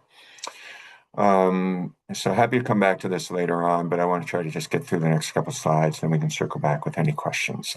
So next slide, please. Okay, food waste. I didn't show the whole organics category, but I just pulled out food waste in particular because this is one of great interest and concern to us. So you can see some, I can't really tell you what happened, why 2010 was so low. That's kind of an outlier, and I can't explain it, but that's what the data showed back then. And kind of by the same token, this uptick in 2016, I can't really explain why that 2016 data was so high. That was at a point when our food waste diversion numbers were actually increasing. So I can't, like with all this data, I can't always tell you what it means. I can't always explain it, but some kind of significant swings in earlier years of the food waste characterization. And then in the most recent cycle, we've seen this bump up in the overall food waste, what food waste represents in the overall waste stream. Not totally, a little disappointing because we're so focused on reducing our disposal of food material, although not totally shocking because we have seen our food waste diversion numbers kind of plateau in the last couple of years. This is one I'm going to talk a little bit in the next slide. This is one that might have been, and I can't tell you whether it was or not, but might have been swung a little bit by the drop in these more C&D heavy loads that are going to waste combustors, might have affected this percentage a little bit. That's speculation a little bit. Maybe that happened, maybe it didn't, but it's a potential contributor to why this number in particular jumped up, because it's such a big chunk of the solid waste. It's potentially affected by that large swing in the C&D materials, if that makes sense. But let me show you a couple other numbers about the food waste. Next slide, please. Okay, so this is the residential and commercial split here is kind of interesting. If you look at the numbers in parentheses and those two bullets, residential and commercial were about the same in 2022. So this is a percent of residential solid waste that was food waste, the percent of commercial solid waste that was food waste, about the same in 2022, but it shifted in 2025. Commercial food waste stayed about the same, but the percent of residential waste that was food material jumped up quite a bit, from 21% to 26%. That's a significant change. We speculated, is this more people eating at home, more food coming home, more takeout food service, more delivery? I don't really know, but a pretty significant change. And just to kind of mention that other point that I mentioned about, potential effect and the change of the C&D materials. If you take that whole C&D material category out and kind of look at the characterization minus that over time, the food waste as a percentage of everything else stayed steady from 2022 to 25. So that's not cause and effect, but it is correlation that, when you take out the C&D material chunk from kind of the denominator, the food waste percentage doesn't really change from 22 to 2025. Can't tell you what that means for certain, just highlighting the correlation there. But the residential change here is kind of particular interest. So I'll leave it at that with food waste. Go on to the next slide, please. Okay, household hazardous waste. There's very little here, as you would expect and hope. The one category that's kind of significant here is what's called biohazardous, and this is another one where I wanted to put the definition of this material category because it's kind of an odd one. So the way this is defined is animal or human medical or treatment waste. It includes needles, first aid waste, diapers, other products for animal or human care. Does not include cat litter or animal feces, because that was what I wondered about, dogs in particular. I have a dog and I pick up a lot of that particular subcategory of the waste, but that's not here. That's in a manure category under the organics category. But all these other things, we talked about, is this something due to, changes in maybe a lot more medications being prescribed. Someone mentioned the Ozempic effect and the growth in that kind of sector. Are there more self-administered medications at home? We talked about, is this maybe kind of a COVID-related thing for wipes and associated materials like that? Again, this is just our kind of individual speculation, kind of wondering about the increase, but up to 5% is kind of a significant number and a number worth thinking about and following. So next slide, please. Electronics. This is an interesting one that's dropped off quite a bit from when it started back in 2010.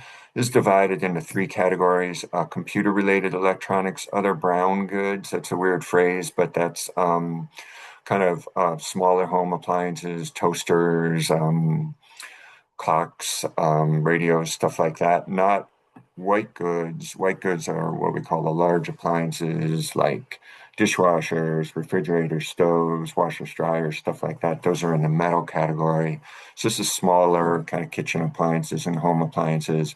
And then television and computer monitors. Now, zero doesn't mean literally zero, but on a rounded basis, it rounds to zero. So very, very few of those in the waste stream on a weight basis. So overall, the electronics, that top row is the overall category total, and the next three are the subtotals. So not a huge chunk of our solid waste disposal stream.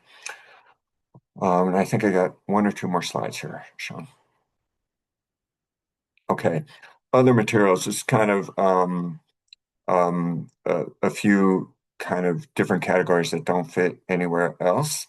Overall, this represents about 10% of our trash. The largest one here is textiles, and one that we're particularly interested in, given all the program work going on with textiles.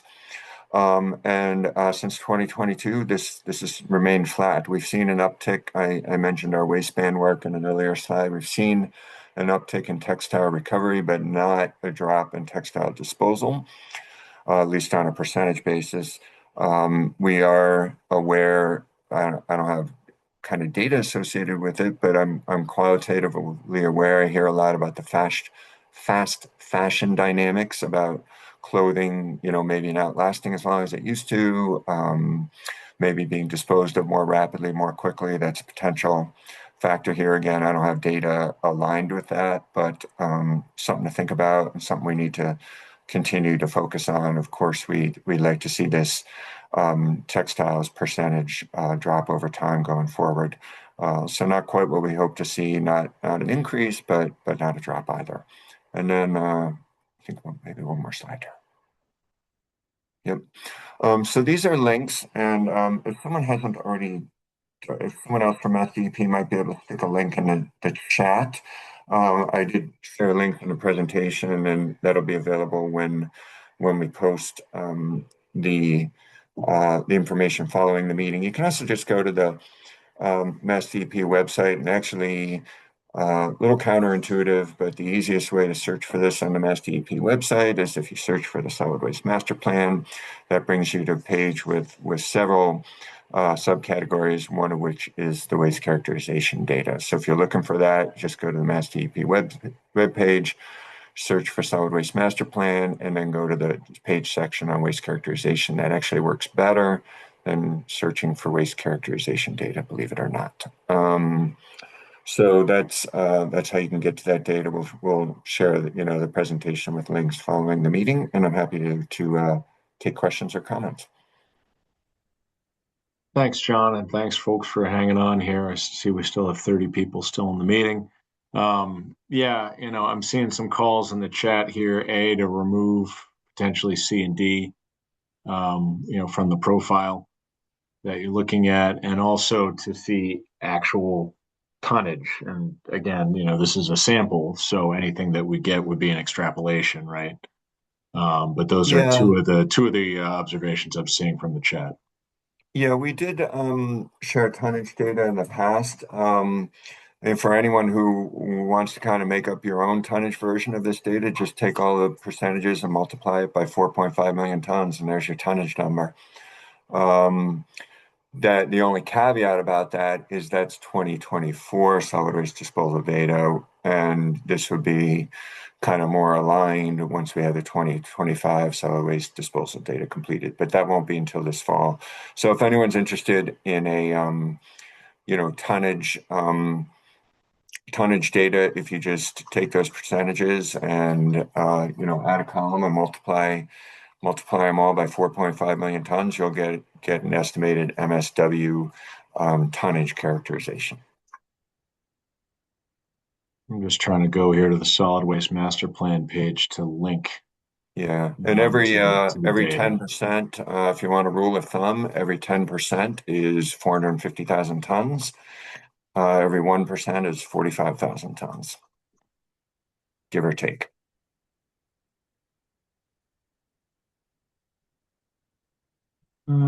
Sorry, I'm trying to retrieve that link. Oh, it looks like Claudine just posted it there. Thank you, Claudine. Appreciate you grabbing that. Just to clarify what's posted there, we have this summary spreadsheet that shows the data across all the facilities, also shows this comparison over time.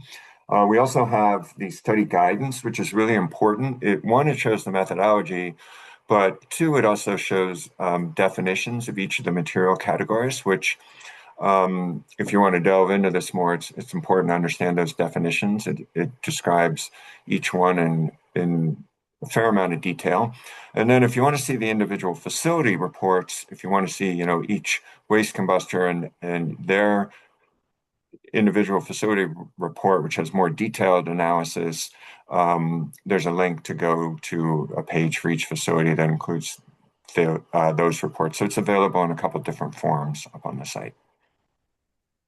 Thank you for that. That was actually my question. Just wanted to clarify that part of the concern was that in each year that the study was conducted, the total would have been a different number, right? So when each percentage is going to have to be multiplied by a different total, Yeah. Are those totals for each different years also available? So we have, it's not directly connected with this data, but we do have solid waste data updates. I think we only have the past 5 or 6 years posted up on the website, but we had the data from prior years as well. awesome. Thank you. I see Janet has a hand raised.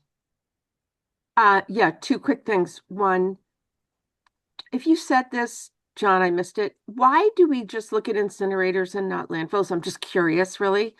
Or if you have any insight as to whether really it's probably the same garbage, so it doesn't really matter. So that was number one. And then number two, just to second my my own motion from earlier, that we have some way to present what percent of disposed waste is waistband materials. Yeah, absolutely. Take just that second one first. We've kind of done that, kind of tried to break it out in that way in the past. Not all the material categories align perfectly, but they align roughly with waistband materials. So we've done that in the past, so we can do that same calculation again and run the numbers, and also with the tonnage component, we can do that as well. The reason why we have this data from municipal waste combustors went back to something I said at the beginning of my presentation, where this is a requirement of these facilities to contract for these waste characterization studies. So they're done by these facilities as one of the conditions for the renewable energy credits that they earn. So to do these studies are expensive to do.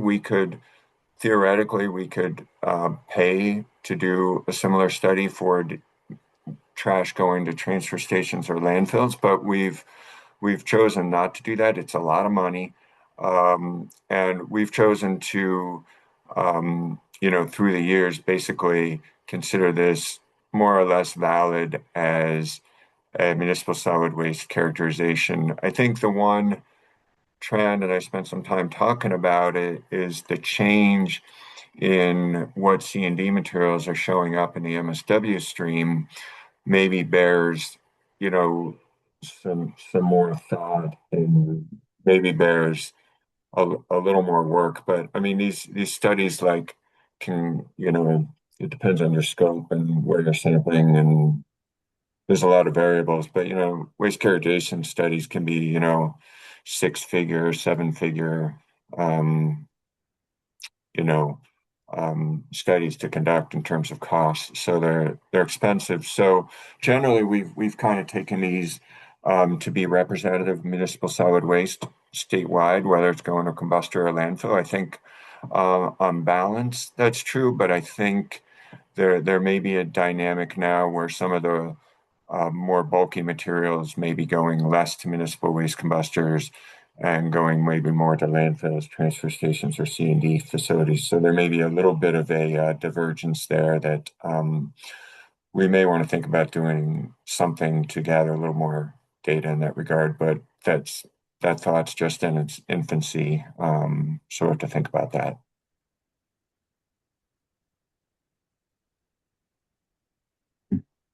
Any other questions or comments from the audience?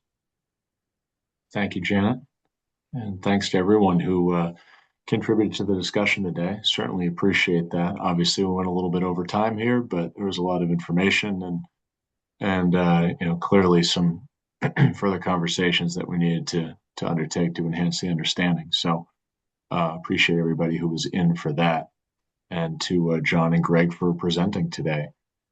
As mentioned, all this information will be posted online. I believe most, if not all, the attendees are on the MassDEP Solid Waste Advisory Committee mailing list.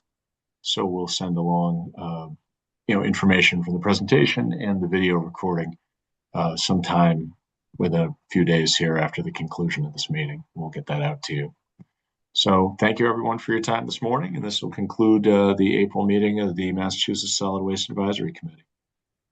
Thanks again. Thanks, everyone.